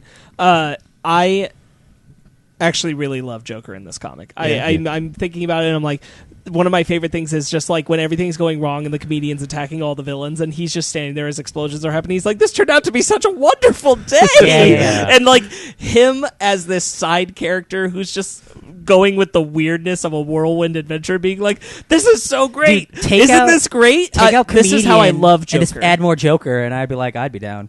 Yeah. Oh, we get the Court of Owls in this for a hot second? We got the Judge of Owls? What? I've never seen the Judge of Owls before. I was looking over my Court of Owls omnibus yesterday, and I'm like, that's cool. No, it's like, the Judge of Owls speaks. The judge must be obeyed. It's like, whoa, damn. He has a rainbow mask. That's pretty cool. When I saw the Judge, I was like, well, I want more Scott of that. Snyder, you allow this? I'm sitting there like, who the hell's the Judge of Owls? Can you just imagine, like, Jeff Johns? Hey, Scott, can I introduce something to your Court of Owls thing? What is it? Judge of Owls? Yeah, sure, do it. Thanks, buddy. You're welcome. Judge. Makes sense. The Judge. One of the things I love is the first scene. It's the flashback scene between the Marionette and Mime, where Marionette's getting beat up by those school bullies, and then Mime shows up and throws the bottles. Yes. And then it's like you could tell that this is the start of them become crazy villains when she turns around and says, "Can I have more bottles?" Yeah, this one like, oh, you guys are both nuts. Okay. Yeah. It's cute, they're but very sinister. Good. Yeah. Them taking out the cops is the scene while it's having his letter to her read over is the scene where her dad has hung himself. Yes. Oh, brutal. Dark. Like, I'm sorry. Like, I'm better off. Like, they're gonna always come after me. They won't come after you. You're better off with me dead. Marcos. That's the mime's real name. Yeah. I forgot what their names were. Just take the money in the till and run. Yeah. Well, like when the cops show up and they say, Marcos, your mom has nasty fall, and Marcos runs.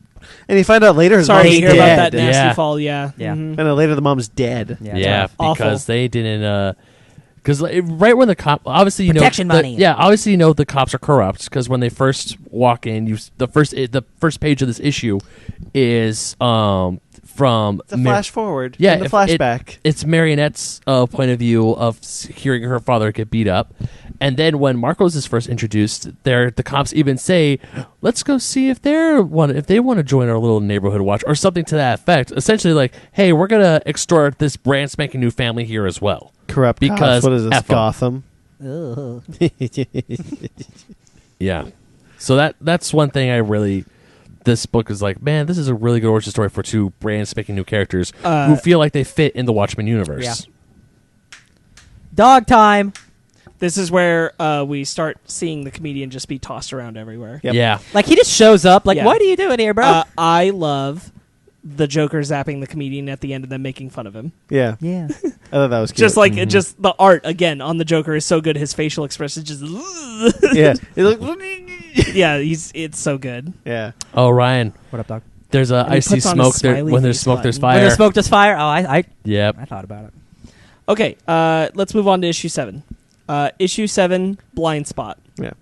This was now the beginning of the This is the big culmination where Ozzy summons John and it leaves Batman and the Joker bewildered. Yeah, I really like that sequence when John shows up and just takes a walk. Was he in the Green Lantern? No, it's that he touched it, and he used Bubastis and the combination of him having touched that lantern to summon John. Oh, so he's just like, okay, he just like summons him. It's a magnet. Okay. So he even talks like, if you resist this much pull, it's going to hurt. Oh, okay. Got it. So it just becomes a magnet to just pull him there. That makes sense. And when he just like, okay, we all need to talk. Bye. And That is cool. I really like Joker's reaction, like, put on some pants for God's sake. Yeah, it's or at great. least, At least for mine. And then they disappear, and he's like, "Ooh, trippy." Yeah. I do like I don't think Joker should be in this book, but I'm kind of glad he is now that we've been talking about it a bit. Mm-hmm. He adds like a lot of fun. There's a lot of fun in his character here. I really enjoyed the reveal of the duo's second pregnancy. Yeah. And I'm also really glad that we got the reveal that Vite it doesn't have cancer. Yeah. And that paid off so well. like, oh, Reggie, I never had cancer. Yeah, and that he's full of shit. Yeah. That's when like I my opinion, like I like the book, but like, I had my opinions on it. But, like, that's when I turn. I'm like, yeah, fucking Ozzy, you douchebag. Yeah. I love it. It's such a good twist. Vite finally became who he was. Yes, all that's some good along. stuff. Oh, yeah. John standing there and just like, cancer. Adrian doesn't have cancer. Yeah. Yeah. That actually You tell him the truth while we're floating here, because if you don't, I will. Yeah. Yeah. That actually reminded me of a bit in the show. Yeah. Having watched the show after, I was like, oh, that's funny. It wasn't Manhattan who did it, though. One final comparison to the show from me, actually, is when I was reading Dr. Manhattan, I couldn't help but hear Yaya's voice. Yeah.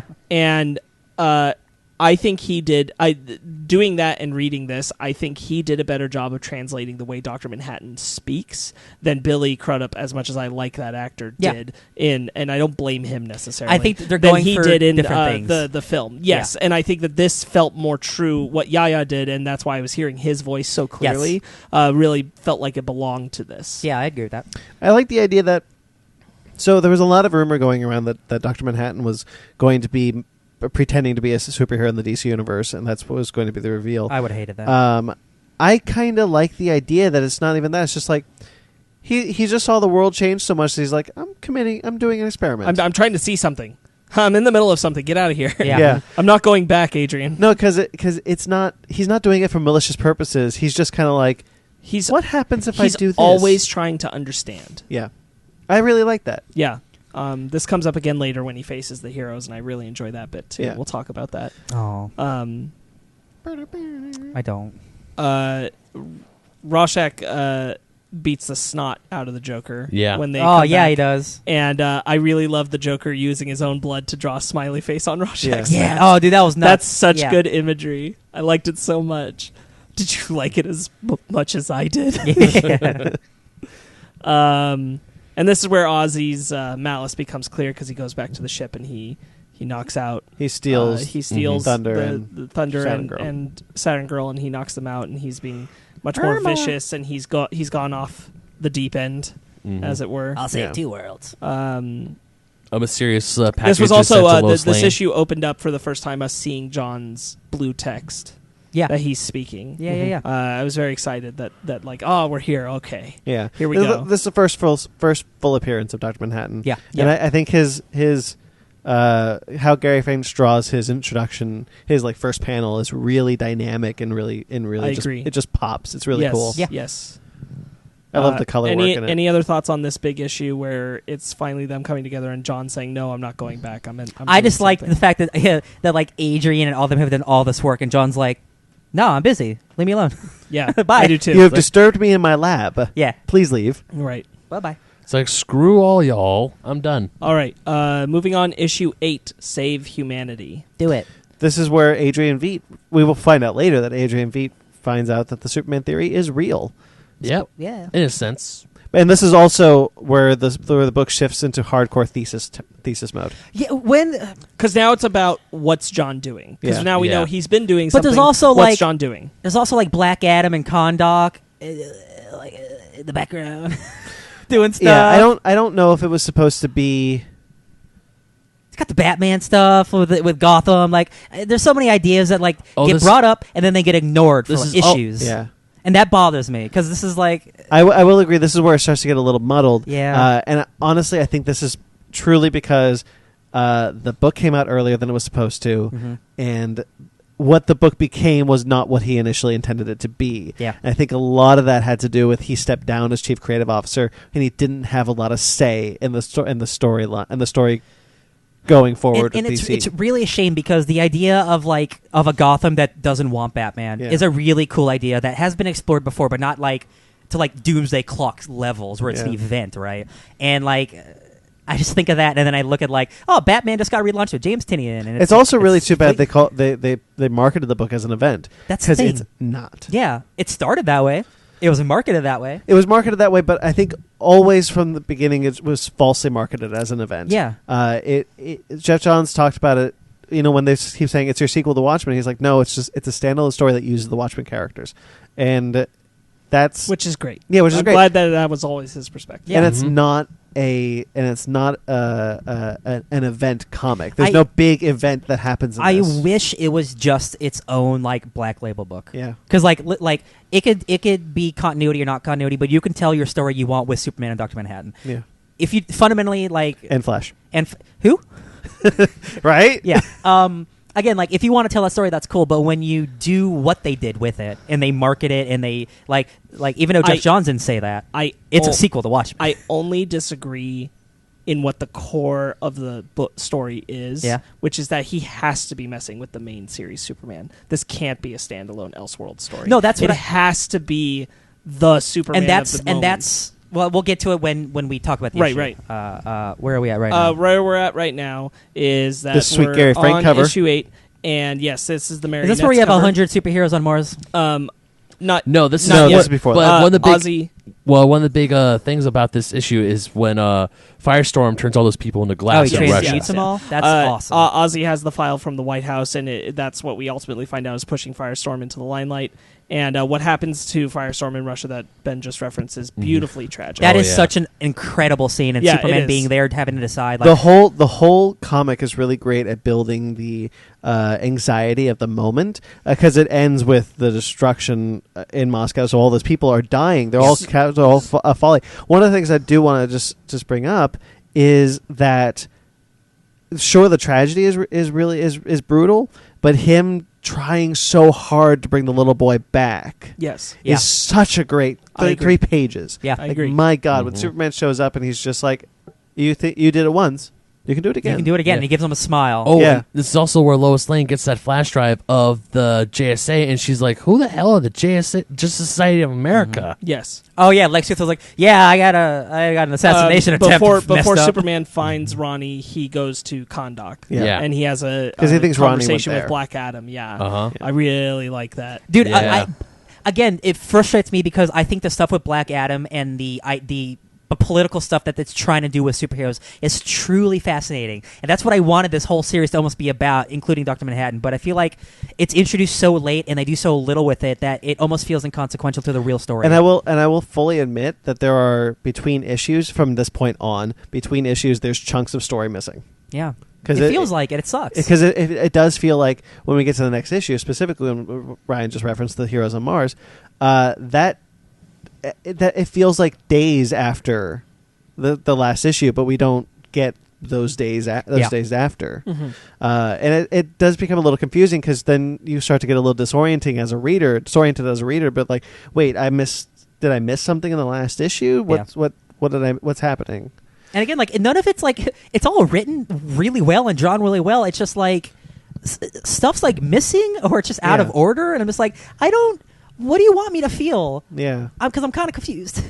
Yeah, but I do think that this issue specifically is really great at building that anxiety that I talked about. Yeah, because when the tanks start rolling over the glass people, when the bullets start flying, that's so sad. I'm anxious. I'm like, no, Superman, tell them, screaming, we could save them, give us a chance. And then fake Firestorm and all the Russian Avengers are there. And then by the way, I do really like that Firestorm's nemesis is called Posar. Yeah. And then you got Batman trying to call Superman's like, don't pick a side, and then Superman says, dehumanizing many humans is wrong. Dehumanizing anyone's wrong. And then it's like, he picked a side. I appreciate Superman taking that side though. It's great. Mm-hmm. Yeah, the whole part where Bruce is like, don't do this, Clark, and then it's it's all escalating so bad because Putin is Putin's in this issue, right? Yeah, I love it. I love it. It's Prince Markov, but it's Putin. It's so Putin.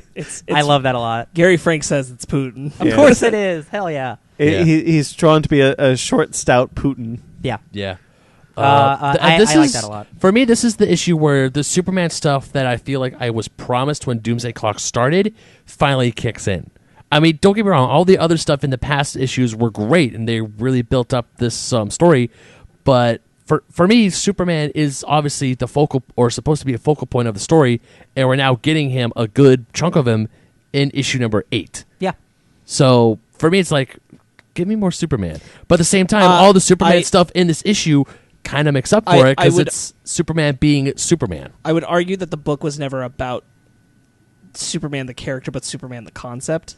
And the concept has been on display in the issues prior as a focal point. I would say only issue 1 doesn't have that, and that's because we're mostly in the Watchmen universe. Because he might not. But everything else, like everything about the Superman theory, Yeah. is like the whole thing is that it's running counter to the point of like, hey, we can disavow every single American superhero except Superman. Yeah. Superman is the line. Yeah. Superman Yeah. is the pinnacle. And then in and this- that is yeah. the concept that they're arguing about. And then in that this is the thing issue- that throws Dr. Manhattan for a loop is he's like, why is Superman the one who's exempt? And then in this issue, it's like the president is told, like, listen, this is the time you have to disavow Superman, or like this country's going to go to shit. So like you got to say Superman's bad. And I'm like, man, that's crazy that we're at this point. And that's right. I think that's like where like I felt the most like emotional distress. I'm like, man, people are going to turn on Superman. People are turning on Batman. Like Because he has inadvertently created a near Watchmen level type crisis. yeah. Yeah. Yep. Speaking All of the- Crisis, issue 9, Crisis. Wait, how did issue 8 end? Do you remember? Issue 8 ends with the explosion in Moscow. Got it. Okay. Issue 8 forgets about 2 Green Lanterns, and it bugs me. 4 of them are there, but Kyle Rayner and Simon Baz are not. Oh, yeah, you're right. Damn it, Jeff created Did Simon you mean Baz. issue 8 or issue 9? I think he meant 9. issue. Okay. You said issue 8 at first. Well, I meant 9. Issue 9, yeah. On the so 9. issue 9, Crisis. The heroes go to Dr. Manhattan on Mars, and we mean all of the heroes. Yo, I do love how Dr. Manhattan is talking. I want to say it's this one. I don't understand where yeah, they all go. This one. I love this panel so much. It's July 16th, 1940. I moved the lantern 6 inches out of Alan Scott's reach. There is no ring on my hand. There never was a ring. And he talks about how there's nothing but dark, because he talks about how Alan Scott became the Green Lantern, and then he's like, but then I moved it 6 inches out of his reach and killed him. Yeah, he died in a And train. now this Legion ring in my hand, gone. Right. Is this the issue where Saturn Girl disappears? No, that's No, the not yet. which is like Okay, because that messed up. Yes, I love that. Yeah. No, this is this is very much focused on the heroes Yes. confronting Dr. Manhattan on Mars. Why do they all go to Mars? Guys, I I'm don't going to know. be honest. This might be my least favorite issue.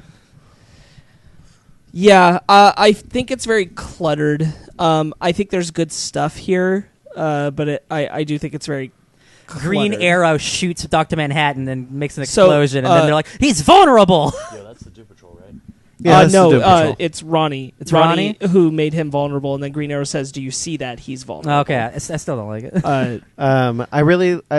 This carries on some really good stuff with Ronnie, especially when this issue does reveal. I can't say this is my least favorite because this issue does reveal Ronnie and Raymond's true origin story. You mean Ronnie and Martin Stein? Martin Stein. Not Mar- Ronnie and Raymond. Yeah. Oh, that Martin Stein's a douche? Everybody loves Raymond. That Martin Stein is the director yes, of the yes, Department that of he- Heat. I that is that do person. like that. Yeah, I That's like sinister. that reveal was gut punching. yeah. Yeah. Part of me also kind of like props to Gary Frank for not drawing President Trump, but them actually, putting President Trump in this book. Yeah. when you hear the president talk, it's those words. Yeah. Wow. See, Patrick Williams did a video on the president, basically like the presidents of the DC universe, up until the point where Lex Luthor was nominated president for the DC universe. The presidents in that world were just the presidents of the United States. Yeah. I really wish they had kept a real life president out of this book, and it kept that trend of just different presidents in the DCU, because things like that date the book. Yeah. Yeah. And I Putin, don't. yeah. Yeah. Well, I mean, he's been in power forever, though. Yeah. Well, there's also a joke later on where I think it's in the next issue where the president tweets something about like the bigger they are, the bigger they fall, and then someone's like, "It's harder, Mr. President." I could agree, but I think that part of the motivation of wanting to push this story is that faced with things like our real president and Putin, it can be easy to feel a sense of hopelessness. And this is supposed to make you feel like this world has been pushed to that brink. And obviously, it would be even easier to push it to a point like this with those kind of guys leading the way. So I get that it dates it, but I'm also like, I feel like it's very quickly and easily representing that like worse heads are even in charge of these government decisions, so you're not going to get any help there. Like, these aren't competent people. These aren't people that you can expect to be good government officials. You already know it just from the language. It's like shorthand to say not a good leader. Yeah, that's true. Guy Gardner's flex of showing all the villains is cool. Also, I think it's a deep value in the fact that like we recognize it at the moment that it's the language is what's indicative of what president is. But as you said, like I don't think that necessarily that's going to date the book too hard because they don't show him. No, they don't. No. And down the rows of history, it's not necessarily going to be directly associated with Trump, but it will be associated with someone who sounds stupid. Hey, there you go. Yeah. Yeah. So It's true. I think that there's a lot of great value. I'm very grateful that they didn't show him. So That you just am get it I. because of the language, I think is fine. But we got Putin. I'm grateful that they did not go so far as to show him. My yeah, current you get headcanon- Putin. My current headcanon is that Gary Frank was like, yeah, I'm not even going to give him the satisfaction of showing up in a DC book. One of the things I kind of thought was funny was that even Trump isn't stupid enough to disavow Superman. You think? Like he at the beginning is like, I'm not going to be the president to disavow Superman, and then he is. And then he Yeah. is, yeah. But like the initial thought of like, even he's not stupid enough to do that. Hey, man, we're gonna go to World War Even III he soon. knows that's a terrible place to be. Okay, Yeah. so let's start off. Everybody's in a panic. They don't know that Superman's recovering. They don't know why he isn't responding.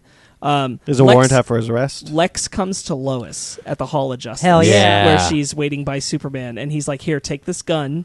I need to show you something. Someone tried to kill me. This is really important. I need to show you how the universe revolves around me." So yeah, yeah. Yeah. Oh, that egotistical asshole. We get to see the javelin from Justice League Unlimited, which I appreciate. Yes. But yeah, like every hero, like these widescreen panels are really cool. But why do they all need to go? And this is my least favorite issue because Really quick. Yeah. I really liked that Captain Atom was the one to hurt Yeah. Manhattan. That makes sense. Because I mean, they're the equivalent. The short answer is they all needed to go because Superman needed to be alone at the end. Yep. Yeah.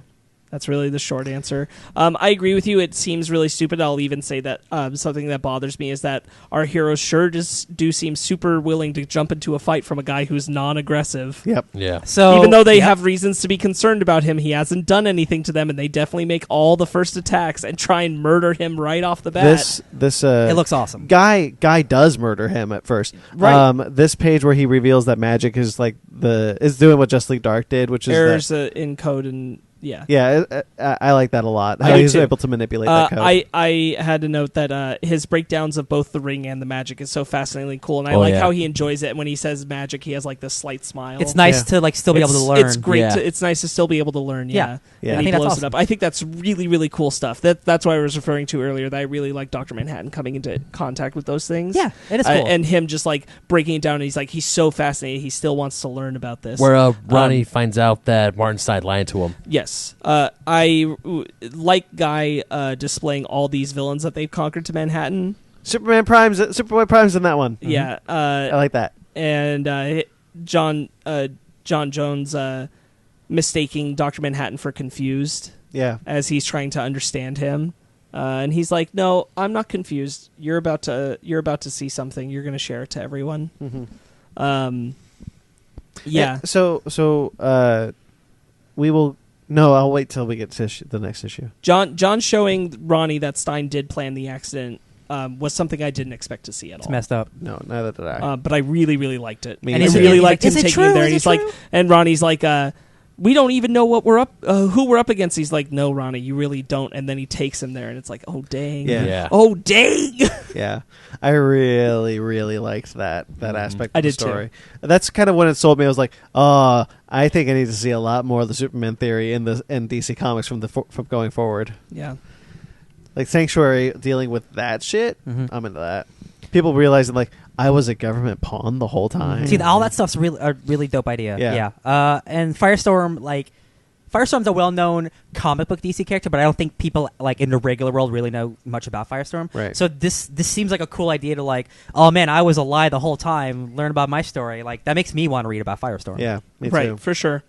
I'll say real quick. As I was reading this book, it is a gorgeous book, and I'm looking at this page of Dr. Manhattan fighting 100 superheroes, and I'm just imagining Alan Moore crying. Oh.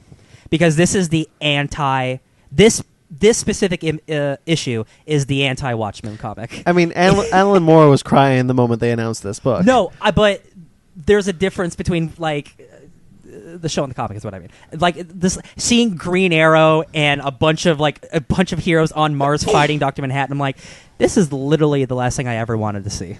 And this is a personally me thing. But again, when I go to Watchmen, I don't go for giant cosmic brawls. I go for interesting character It would bother stuff. me if this was issue 12. But Yeah. it's not. It's issue 9. Yeah. So it was never the point. Then why even have it? Because he needed Superman to be alone. Okay, cool. That doesn't satisfy me. It is not a well executed reason, but it is the reason. Yeah, I would rather. I will admit with that. I would rather, because Dr. Manhattan is this super powerful And badass guy. let me tell you though, it would bother me a whole lot more if it was actually a fight. I agree. But the same. fact that it isn't, it is just Manhattan, because Manhattan's not fighting them. He's experimenting, still. Redirecting them. Yes. And I really appreciated that aspect of it, but it does still bother me that they are very quick to attack. Yeah. I agree. I agree Especially with that. guy who Like, I'm not snaps saying his it isn't problematic, but I am saying that like I much agree with your point that I'm glad that it's not a flat out fight. Yeah. It is just Dr. Manhattan kind of in his own moment, and they're attacking him, and he's like, stop. Yeah. Yeah. On the flip side of that, I do agree. I'm glad it isn't an actual fight. Yeah. They try and then they lose. Yeah. And I'm Yeah. glad it's not the point. Yeah. But I do mean functionally both. It's not the point of the book at this moment, and it's not the point of the end of the book, a fight between him and Superman. Yeah. That's never been the point. Yeah. Is a fight, and I'm very grateful for that. I am too, 100%. Yeah. The end of issue 9 is Wonder Woman making a call at the United Nations for peace, and Black Adam shows up, and he's like, "F that." I'm gonna take over the world, maybe. I'm making a move, Diana. So suck it. Moving on to issue 10. This is my favorite issue of the book. This is my favorite issue. It's action. This is the one that's all from Dr. Manhattan's perspective since he entered the Yes. DC Oh Comics yeah, universe. I love this issue. This is the book where I was like, oh, that's why Manhattan is in this book. Because Yeah. then because Manhattan is the only character that DC has that can view the comic book as a comic book. This is the one where everything really coalesced and came to like, this is it. Yeah. This is the story, and I'm like, oh. And this is why I feel like this is more truly a sequel to specifically for John's story of him, where the show and the comic both have very different ideas of like what did John go to do after he said, I'm going to go, Adrian, bye-bye. This is an interpretation, and I think it's a very interesting interpretation that he steps into this other universe and he tries to understand it, and he can't at first because he's trying to understand it in the form of a multiverse. And then he realizes that's like I just like the first moment where he's so disoriented, and he meets Carver Coleman, which is we finally find out how he's involved in all Yes. this. Uh-huh. And he can't see forward in time in this universe. So he focuses on Carver's life in order to re-engage himself and be able to see. And then he's able to see. Jeff Johns writes such an intricate story, how it weaves together all the things. Like, honestly, it's so well executed. Yeah. This book, for me. When he's like, it's 1938 and the world is introduced for the Superman for the first time, and then the next panel is it's 1938. There is no car. Yeah. It's just like, damn. And he's like, these things keep altering the timeline. So I'm like, so basically, it's like I keep watching the timeline be altered. And Superman is always the constant in them. So I wonder what happens if I were to do it. So I remember when we were first talking about Doomsday Clock, there was an idea that potentially Manhattan has been the person altering the timeline every time. Yeah. People wondered if he's been behind the DC universe from the very get-go. He created all this stuff. The hand I at the really beginning of like the universe. that he establishes that, like, no, this universe changes and molds itself around a center of Superman, but it's always been these external forces. I did it this one time. Yes. And I really appreciate that. Yeah. So they introduced the concept of the metaverse. the metaverse. I have the definition. Which I think is an incredible idea. And Ryan Higgins, the Comic Conspiracy Podcast, talked about it. Like, it's such a oh my god, of course idea that you're shocked that nobody's done it before. Right. I have the quote from Dr. Manhattan. He says, "I realize that this universe is much more than it appears, and it's all connected to him. Why is he the center of this universe? Forces such as the Anti-Monitor and Extant have been responsible for the shifts in Superman's timeline. Dark directions seem to constantly target the hope he embodies in an effort to redefine him. I grow curious. As others have done, I move to reshape this universe so that I might see how it forms around Superman. I change the past to challenge the future. And as I watch reality come crashing down, I realize that this universe is not a part of the multiverse as others believe. The multiverse reacts to this universe. There have been endless parallel worlds, none, 52, dark multiverses, all created by changes to this universe. This universe stands apart from the multiverse. It is the metaverse, and it is in a constant state of change." I think that's incredible. Oh yeah. John's basically just established the idea that you drop a pebble in the water and the ripple effect. This is the pebble. This world is always the pebble, and the worlds around it just form. It's And awesome. I think it's so good. I do too. And then going back to some of the stuff that he talks about here they're waiting for Superman. The JSA is waiting for Superman, and then nobody's ever heard of Superman. Yeah. And then nobody's ever heard of the Justice Society. Right, he asks Carver Coleman, he's like, "Have you ever heard of Superman?" He's like, "No." And he's like, "Oh, I don't this is before he messes with it." And he's like, I don't understand this universe. What is this?" And he's so perplexed and confused. And it's a lot of fun to watch this character who has been like a god representation in his own world step into this one and be like, "I don't understand. I need to understand this." One of my favorite things about this issue is all the different times when Superman, quote unquote, becomes Superman. Like the 1950s, so good. The 1950s where his mom and pa die in the same time, and then it's October 1986. His parents are alive. John Byrne run.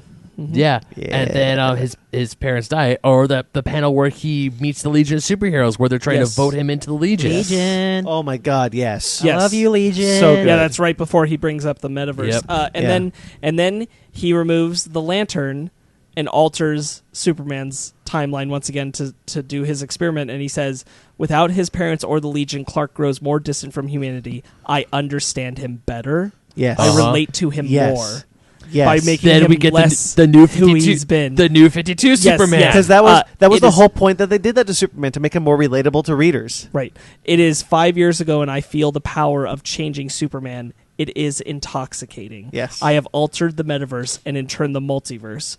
1 year ago, the metaverse became aware of my hubris. I know what you did. And then that's the only time we see Wally I West. realize Yep. that the metaverse is not passive. Like an organism fighting to survive, there are aspects of it I have underestimated, an innate hope that fights back to the surface. Yes. Yes. And then we see that Carver Coleman, in fact, does die at the end of the filming the Enjoyment. Spoilers, it says mama. Yeah. Is this also the backup material? Oh, so the backup material is his mom's Carver letter. Coleman's letter Yeah. and all that stuff. Yeah, learning all the pieces of Carver Coleman, him telling him what's going to happen to him down the road, and seeing his future, and that's been driving Carver a lot.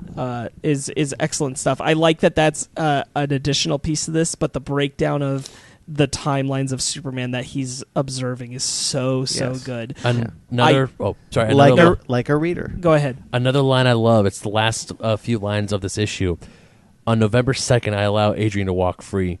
I am a being of inaction on a collision course with a man of action. In this universe of hope, I have become the villain. And then Clark opens his eyes. Yes. Yeah.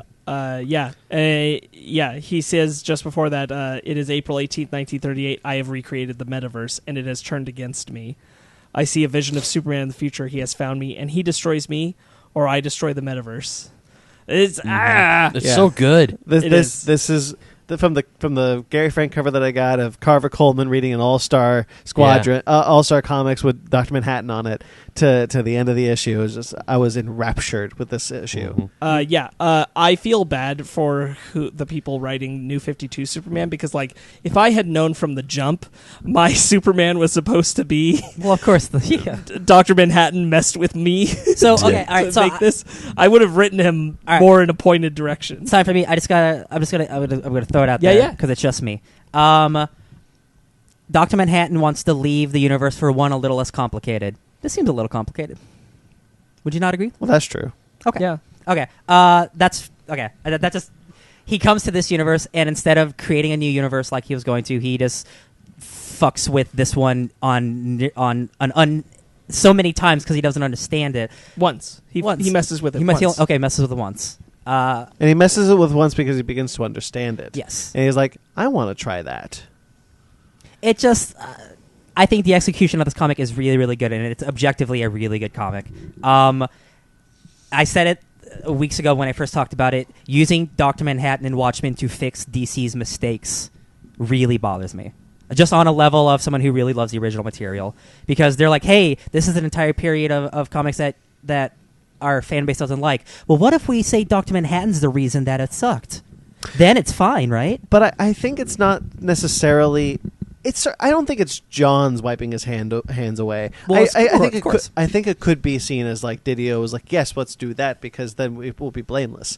I can see that. Yeah. But I think the intent to use Dr. Manhattan is purely because of his perspective on just. And he's the only person powerful enough to do this. Well, I think more than that, it's just that the way he could see the DC universe would be the same way that we do, and he's the only character that can do that. I guess I'm just looking at the end of Watchmen, and he's like, I just went through this crazy world with this really dark, depressing world. I want to escape from this and do something a little different. So I'm going to go to this different world and make it more dark and depressing, which is the exact opposite of what I wanted to go do. That's the problem I have. And again, I think this book is a really well-made book, but it's tragically, for me, on Dr. Manhattan, at least in that aspect. Him trying to understand this world and change it and stuff. That stuff's awesome. It's hard for me not to feel this way, loving Watchmen as much as I do. That's all I feel. And again, I think the book is fantastic. Dr. Manhattan, when this book came out in 1986, I don't see that Dr. Manhattan then going and doing all of this. That's why I appreciate the show so much, because I feel that is it's your interpretation, a true sequel to that show. I don't feel this is what Dr. Manhattan would do at the end of the Watchmen comic. That's me. I mean, I think that John. It clearly happens. I think John is in a place of, as I said at the beginning, like unresolved isolation and confusion. Personally, when he reaches the end of Watchmen, okay, and when he steps into this world. I guess it's open to your interpretation if you think that he has any say over what universe he stepped into next. Mm-hmm. And I also think it's open to interpretation whether or not this is the next place he stepped into, or whether he stepped into a simpler place before he stepped here. Yeah, because we don't know Dr. Manhattan's lifeline, sure, or where he was before this. But I do think that from the moment he steps into here, this version of the story where he's reorienting himself and he's trying to understand it and he's perplexed and confused by this, I don't feel that in any way betrays who he was written as in the original comic, that he's fascinated and trying to understand it, and then in trying to understand it becomes more and more interested in just the mechanics of it, so he starts killing people on a smaller level, like a clock, like the mechanics of a clock. A killer right clock. I mean, like this is no different than I feel than in Watchmen, when he ignores things that are emotionally important to Laurie because he's more interested in smaller things. He gets more micro while other things are macro. Yeah. And in doing so, he winds up wanting to experiment in himself, having watched this verse change so many times.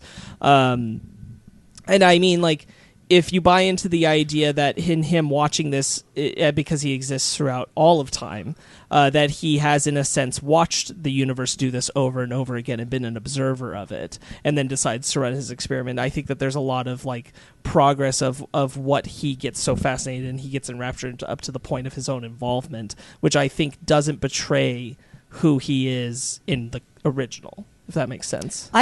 That helps a little bit. He kills Pandora. He kills Alan Scott. I don't think those are things he would do now.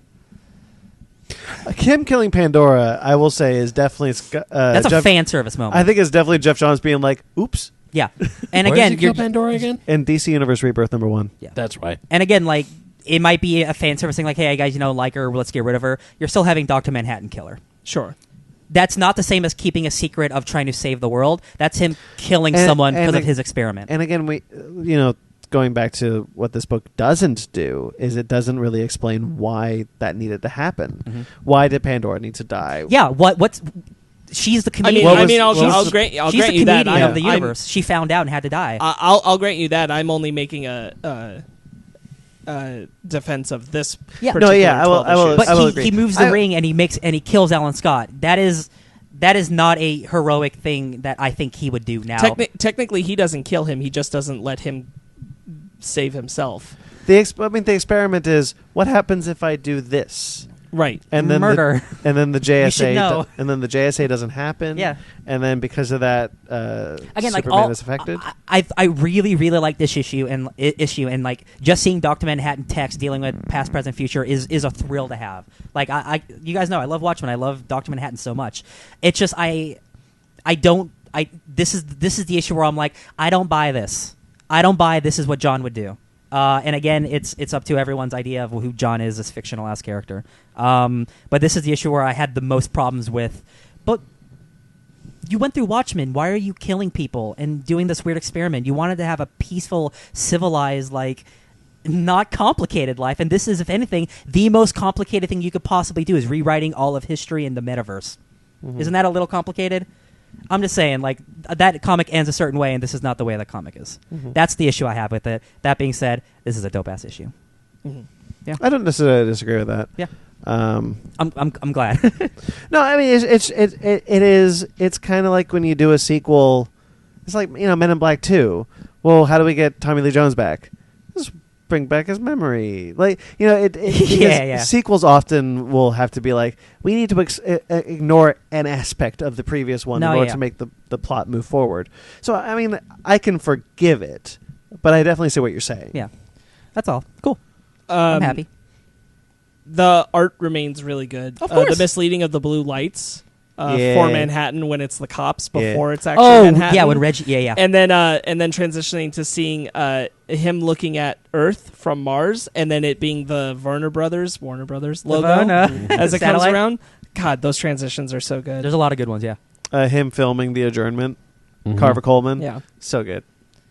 This issue's called Action because Superman's a man of action and it's Action Comics, but it's also Action because they called Action when they were doing the Carver Coleman film, and I'm like, all that Carver Coleman stuff, like with that's stuff I do like with John, like trying to have a connection and like this is the anchor, like you were saying, and I'm like John, I got the part just like you said, and he's like, yeah, you're gonna be broke soon. Wait, what'd you say? Like all that stuff is super fun. Or you're not going to be here next year, and he's like, what do you mean? He's falling apart, John. You can't just say that. You have to explain. No, I don't. I'm talking to Manhattan, bitch. I don't got to do nothing. Yeah, I like this issue a whole lot. It's definitely my favorite issue of the whole series. It has one of my favorite little, like, again, like, I think there's so much done well in the art for the facial expressions of a lot of characters, but especially Dr. Manhattan. When Carver first sees him, he asks, "Are you an angel?" Yeah. And Dr. Manhattan like contemplates it with a serious face, and then he turns, and there's like a melancholy smile because he's kind of sad that this is the truth, but he's kind of happy that like someone thought of him this way, and he says no. Mm-hmm. Like, "Are you God?" Then later, it's like, "Are you God?" or something. Right. Yeah. Man, what was it? I had something I really liked, and then I forgot about it. I'll figure it out. You guys go. I really, really like this issue because it's getting right to the heart of the whole thing of Dr. Manhattan has a fascination with the concept of Superman as an operative of hope that exists at the center of a metaverse that itself seems like an organism. Yes. Yeah. I love that he describes it that way, that it is itself like an entity that is fighting against external forces. Yeah. And I think that's incredible. It's Yeah, I always constantly fighting against the absence of hope. That's such an interesting concept of the universe itself. Yeah. I very much. Can't say Moving it on to issue 11, A Lifelong Mistake. This issue, I believe, opens up with nuclear war is about to happen, and I swear I missed something Yeah. because I was very confused. I was like, "Wait, how did we get to nuclear bombs?" When does Kondak go to the White House? This issue? Kondak was at the White House at the end of issue. Oh no, they get to the White House in this issue. Yeah. Okay. Lot of fast things going on, guys. Got Dr. Manhattan. You got this, Gotham. This is the one. This is the one where Imra, Saturn Girl, disappears. Yeah, This is one of the Ozzy talks her into non-existence. This is one of my Yeah. favorite moments of the whole comic. This is messed up. I really like the idea that she existed because she believed that she still existed, and then once she actually acknowledged that she no longer exists in this timeline, then she's gone. different Legion. that was in this, yeah. that was heavy. Yeah, that was. that was the dusting. I that felt was that. sad. Mhm. Yeah, I really liked that. Because she was one of the first legionnaires that he met. Yep. Yeah. This is where the issue Lex where it feels takes weird. Lois and shows her all the photos. Oh right, all he's the Yeah. catching. Yeah. Yeah. This is where we see Lex seeing Wally and Barry together. Oh, he just happens to be at their reunion because he was tracking temporal whatever's. Yeah. Okay. Alfred also reads Rorschach's journal. Oh yeah, Alfred's dope. He brings Yeah. Reggie some pancakes. Yeah. Yeah. That's real cute. Yeah, he's out to We find really him. need your help. We're Yeah. sorry. We put you in jail. The whole art around Reggie being haunted by the image of Rorschach, which it forms as like the fire, and it's kind of Byron, and then it's the Mothman, and then it's Rorschach, and then it's the mask right in front of Yeah, him. Yeah. So good. I really like this spread. Where it's The just a bunch of extremities. the bunch of heroes as he's Oh, talking about where Ozymandias is like, I saw you guys have so many heroes and there's so much chaos. So I just kind of nudged the Superman theory just a bit more to make it seem a little bit more outlandish and real. This is also the first issue, I believe, where we see Dan Dreiberg and Laurie. Lori. Yep. With Yeah. Their blonde hair with blonde hair as they take and their them- new secret identities. Yeah. Yep. Hollis. Oh, after Hollis Mason. Yeah. What's up? Right, because it's mentioned that That John saw. Ozzy knows that really it's because the kid is going to be important to someone who was special Mime to him at once. and Marionette's kid. Yeah. Yes, Mime Marionette's It's going to be son. important. So if the Oh, sorry, real quick. I don't think it's an issue. It's a previous issue, but Mime learns that she's pregnant again. Yeah, and then we mentioned but Marionette. Mime. He just goes, "Da-da!" Like Yeah. I got her pregnant. It was me, and he does like Yeah. a flash, and I'm like, Yeah, that "Man, was that's silent character." That was so when good. John That was back at issue Yeah. 7. Okay, yeah. it was a so way back. But we mentioned it. We mentioned that pregnancy reveal was pretty good. the supplementary material on this one is kind of alright. I really just like the last page of it. Is this Bubastis one? No, No. that was way earlier. I don't remember. I read this all at once. Yeah. Although I do really like that one. Yeah. But this is the two flashes. The Flash of Two Worlds picture was also shown, and Lex says this in his notes. I believe our universe is ever evolving, that I have lived past lives alongside Superman, and am locked in an endless battle with him, and that I might never win, nor will he. My goal is simple: find John and learn what I can about this endless loop between Superman and myself, and close it. I really like He knows. that. Yeah. I really like the idea that he's so vain to think like, because the metaverse revolves around Superman and by extension Lex Me. Luthor. Uh-huh. But he's so vain to be like, it all revolves around me. This whole thing revolves around me, Yeah. Lex Luthor. I like that a lot. Yeah, I did too. I don't remember. We got a lot of war stuff. Isn't there like a lot of superheroes fighting and shit? At the end of we this, get, yeah. Mime and Marionette reappearing. Yeah. They dropped in the The comedian comedian. because he's still being dragged around. The comedian Yeah, should not for be good in his reason. book. Washington D.C. confrontation happens. That's right. Where Superman's woken up, and so he's headed straight to the White House, and he's like, "I've missed some stuff. we all have soups. But I know that this is wrong, and it's Black Adam marching on the White House with Kahndaq. Yeah. And Superman is the lone hero fighting to defend them. Yep. Yeah, and this is when Manhattan's like, soon he will see me. Yep. Yeah. Soon he will Yeah, come and it's face to counting face. down. Blood on his hands. Oh, I really do like after Imra disappears, after Saturn Girl disappears. She says, "Long live," and he says, "Our worlds." Yeah. This one will become my tomb, but that tomb will be a monument. Yeah. And then he hears Johnny Thunder crying. And he says, "Oh, quit crying, old man. You're from the past, and the past won't be erased." Yeah. I like that. So then the countdown. He writes a 3, good 2 Aussie. Yeah. Yeah, he does. Mhm. The countdown to John and Superman meeting face to 4, face 3, 2, as the 1. Doomsday Clock ticks slowly another. goes to. And then we start to see on the back of the covers what that blood is actually. It's not blood. It's Superman's It's cape. his cape. I thought it was. I thought it. I saw it. I saw it. Because I was reading this, I was like, I saw the blood. I was like, oh, it's just like Watchmen. The back cover is the Right, blood. of course. It's the blood from the Doomsday Clock. Of course. And then the second we get to 11, we see this. I see the triangle of his. I'm like, oh shit, it's his cape. That Hey, wait is a so minute. good. Yeah. That is such a good Misdirection. out from the rug underneath. It's like, haha, it's his cape. We got you. Yeah. And it doesn't Superman. 12 doesn't even fill it up all the way. It bugs me. It is Superman. It is me. It is us. It is the world. It is time. Yeah. I really like seeing Superman and Dr. Manhattan just in a panel together. Yeah. It just Yeah. looks cool. And again, it's not a drag out brawl out fight because it wouldn't be. No. It's like, hey, No, because- hey, what's up, dude? What are you Because doing? Here's the thing. Manhattan Hey man, wouldn't that's fight. a lot of Yeah. dick. Yeah. Hey man, put on some underwear. I meant to bring that up earlier when they're just talking about like, good grief, he's naked. Props to DC. Second wing of the year next to Batman. You're not so wrong. we get to issue 12, and issue 12 opens with John remembering it's August 1959. I have fallen in love and grown distracted. I think And this is. it's his history. I think this is my. What did I say was my other favorite issue? 10. Issue 10. No, 10 is my favorite. Uh-huh. What was my other one? Rorschach's. Was it Reggie's, the issue 4? Yeah. Okay. Yeah. Yeah. That's probably second. This would be close. Yeah. Agreed. Because this one, honestly, I cried a lot. Yeah. Yeah, we get the flashback to when the photo, well, not flashback, but John experiencing the moment when the photo was taken. Yeah. Mhm. And So weird of for him and John Jeannie. experiencing 2 timelines now. Yeah. Yikes. I mean, he's experienced many apparently Yeah. inside the metaverse. And this is him. God, hello Superman, just coming from Dr. Manhattan. Yeah. is Hello, so good. Superman. And it's them, having it out, but Kahndaq is still coming after Superman, and then other forces are coming to Doom like Patrol? the people of Russia and everything are The coming. Doom to, Patrol are on the Doom on Patrol were on Mars. Mars, Oh, yeah, yeah. okay. But the Why? other forces of like Russia, the people of Russia, and all that are coming to fight Kahndaq. Sorry, what was her name? Like, what is the Russian superhero name? The People's Heroes? The Oh, people's it was- heroes. yeah. That's like the most communist ass name. Yeah. I love it.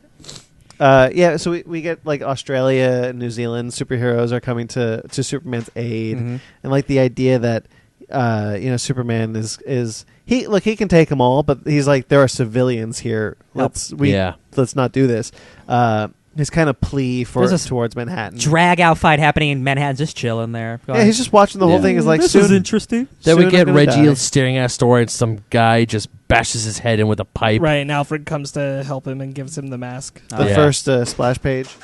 Oh my god, my pets are going crazy. Batman shows up after Alfred finds Reggie, trying to say he's sorry because he understands that he tried to warn him, but he didn't listen. Sorry, I put you in I do jail. like the idea of how they're trying to convince him to be like, you can change what the Rorschach Yes, mask you can means. change its meaning, yeah. Taking kind of like adding the legacy idea of DC Universe to Watchmen.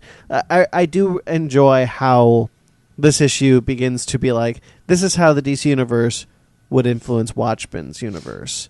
Like it's not a one-way street. Mhm. It becomes a two-way street that Yeah. that one would influence the other. Right. We didn't talk about it too much, but Reggie's dad being the psychologist who talks to Rorschach, Mm-hmm. and how Reggie thinks that his dad was like a friend to Rorschach, but in reality, Rorschach kind of destroyed his father, Yeah. and Right. made him lose hope. Right. And when Reggie realizes that, like he had this whole thought of who he was and who Rorschach was and stuff, and it's like that is super depressing shit. Yeah. And that is the stuff that like I like the most about this book, and especially like almost like the redemption of like the Rorschach mask for him. And like, yeah, you can do what you want with it, Right. and I think that is super good. And- that is some good stuff, Jeff Johns. And before he comes to that, he's giving a speech about like being dragged into the darkness and how can we fight against it, while it's being paralleled with Superman being the last bastion of hope. Dude, just like fighting people to are there's protect so people many while bad Dr. guys. Dr. Manhattan observes it. Yeah, In the midst of that fight, there's a part where there's a woman and a child cowering by a trash can, and a car gets thrown at them, and Superman catches it. I'm like, hell yeah, Superman. Yeah. he There's does. Superman with And a then car. he turns and- to Manhattan and he's Uh-huh. like, "Help!" yeah, I need you to help these people. He's like, no, I don't help you. it's not my job, bro. I've already seen it. I don't do this. And Superman's like, I just can't do it alone. Oh, remember the Sandman guy? Oh, in Sandstorm. Wesley yeah. Dodds. Sandstorm, who's a kid. Oh, Sandstorm. Sorry. Yes. Yeah. In Conduct. Yeah. That's so cool. I like that character. I've never seen him before. Lady Clayface, I haven't seen in a long time, but that was cool. Yeah, the random use of certain characters is cool to see. Yeah, It's kind of cool. And Superman's confused how Dr. Manhattan can just stand there and do nothing. Mhm. Yeah. And he explains that my world once had a chance at peace, but after I left, it fell into war. It's burning even now. yeah. Yeah, it is. And then he explains to Superman that he is the one behind the loss of friends and changes in his life, mentors he's never known, and specifically he's responsible for the death of his parents. This is the confession. Yes, and this is the he's moment like, we're I, all waiting I for. changed your life, Superman, out of cold curiosity. Will you destroy me for it, or will I defend myself despite my sins? That's some again. As much as I don't like that this is even happening, this is some really good shit. Uh-huh. This is like excellent writing, and like it's not a real fight. It's like a brain fight. I did it out of cold curiosity. What will happen now? And then Superman punches Posar from who's coming Behind up from him. behind Dr. Manhattan, which is what he's been seeing this whole time. I really the line of dialogue when he says, "Why would you defend me?" and Superman says, "I don't know what to think about all this, but I do know that right now you have a choice to make." Hell yeah, Superman. I really, yeah, I think that's really good. Where he's just kind of like, "Look, when this is all over, you and I can sit down and figure, and then I can discuss. But we have things this. to worry about. But right now, this is the problem." Yeah. Yeah. And then Manhattan kind of realizes that, oh, I understand now. Right. Well, Yeah, also because he Superman- brings up Jane in the photo. Yeah. Yeah, because Uh, Superman notices that Who's Manhattan she? has been making the photographs as he's been walking around. Like And not then even we on get- purpose. On And accident. we get a Yeah. whole recap of him and Janie, little moment from when he disappeared Aw, Uh-huh. into becoming Dr. Manhattan, and he says she was. She was important. Yeah. Yeah, and Superman says maybe the darkness you see, maybe it takes everything you have to save the world. Maybe you have to make that choice. Yeah. And then Dr. Manhattan has a moment of clarity and goes, yes, I understand now, everything ends. And he brings the entire universe to an end. Hell yeah, he does. Yeah. I And there's love a the beautiful- coloring. Yeah, and there's a beautiful image if you scroll back up, Sparks, of Superman just like fading away and his His symbol, symbol remaining Yeah. being the before- last thing you see before it goes to Yes. black. Yeah. I love that too. And then like 38 pages of I meant darkness. to say it earlier, but the beginning of the issue starts with a quote. In an effort to understand the nature of Superman and the metaverse, I reached into history, and now this world has turned against me like an invading virus, sending me toward an unavoidable collision with its greatest antibody. Yeah. That's so good. That is good. Yeah. That's so good. And then after those pages and panels of just pure darkness, probably the easiest Gary Frank has ever had to draw. Yeah. We see Krypton exploding, and it begins with a child. The Yeah, metaverse forms around this one and only sun. I And it's really- a rocket flying from Krypton. Yeah, I really appreciate that out of the darkness comes the explosion of Krypton. Yes. Like that is the Big birth. Bang. That is the Mhm. birth of this universe. Is Yeah. the birth of Superman. Right. And so seeing his rocket, not like through the dawn of time, like cavemen pick up a child. I want to know what Superman caveman was. Yeah, Black like Label Superman book. Neanderthal, essentially. Like, damn, that's so interesting. It's- and then there's seeing how his life is influenced by the JSA, whereas we've seen the scene before when he says that. You know, when Clark is like, I don't know if I should ask Lana to the dance. And he's right. like, Jonathan says, they've never seen anything like you, Clark. If you did, if they did, a lot of them would be afraid. And then when Manhattan's like, it's January 16th, 1940, I moved the lantern back. Right. And he's like, when I was a boy, my father told me about. And it's a completely different scene that like inspires the hope that hey, we had costume adventurers before. We can do it again. People are going to be ready for you. And then we're bringing back his time as Superboy, saving his parents. Yeah. Yeah, that's a good scene. Like, That's because so we get that good. scene with Alan Scott dying, and then him moving it back. It's like they've seen people with extraordinary abilities before. When I was a boy, my father told me stories of the Justice Society of America, wartime heroes who made us feel safer and inspired us to do our part. But that was decades ago. So if you're telling me that you're ready to get out there and show everyone what you can do, well, the world is ready too, Clark. Hell yeah, Yeah. this is good. Yeah. I really love And- seeing him save his parents' And lives. so I love that. we see all that coming together. We see Saturn Girl and Johnny Thunder disappear. They've now remembered their pasts. Johnny Thunder, Their collective by the way, past. super interesting that Johnny Thunder is like, Yeah. you forgot. You became the genie. You became the You became the Thunder. Thunderbolt. You're the Like, Thunder. That was yeah, cool. that Yeah. was really good. All right, now, okay, we're here, and I want to talk about the moment where I started sobbing.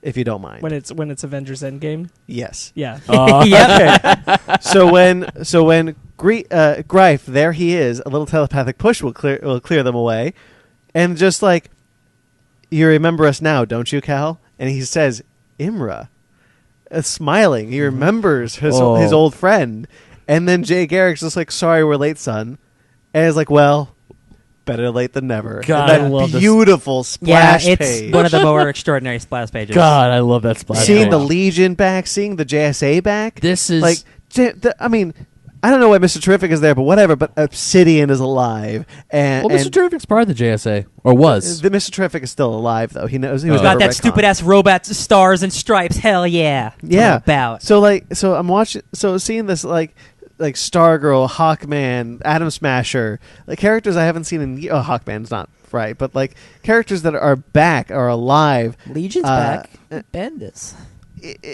Yeah, back and again. they did that too.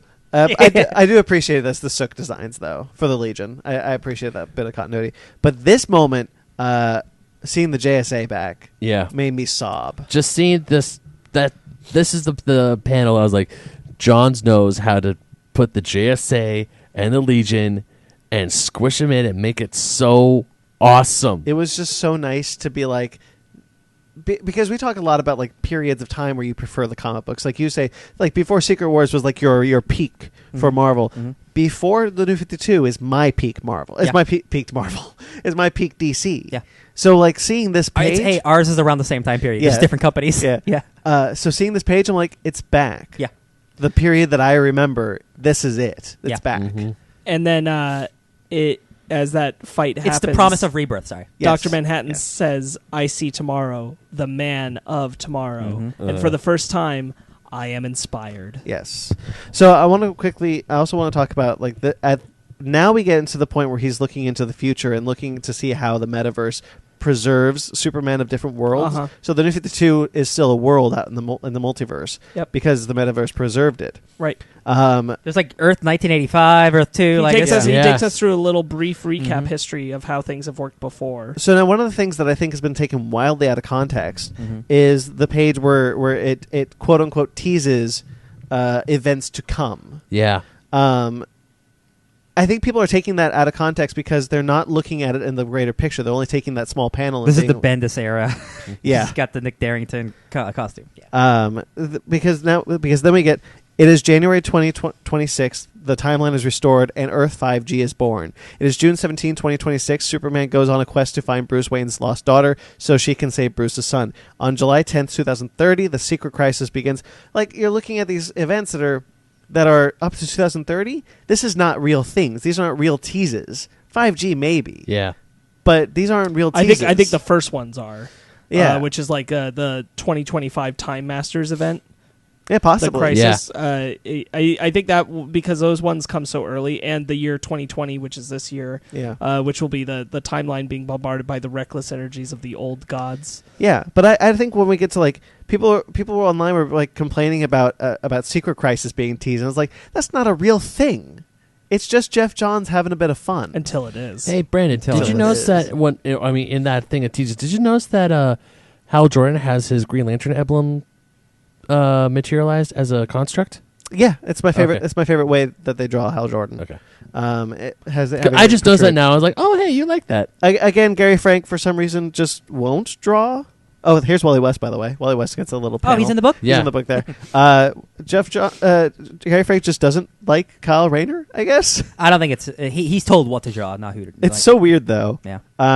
But the best part about this whole last monologue, the thing that if I think a lot of people wrongly took what I was just talking about out of context is how the metaverse will continue to mold around Superman as he looks into the future in 2038. Saying Superman appears for the public for the first time in 2038, and then he kind of estimates. Johns is in a way estimating when the next rebirths or the next retcons will be. 2038, leading all the way up to the 31st century, when Superman ideals will be more our own. Yeah. And it won't need that anymore. Yeah. Like, I love that it goes so far in the future where the rocket arrives again in the year 2045, delivering the Kents their only child. They find the rocket with their 3-year-old daughter, Clara, in the year 2162. In 2965, Superman appears in Metropolis for the first time. The rocket arrives. A child is loved. Superman is made.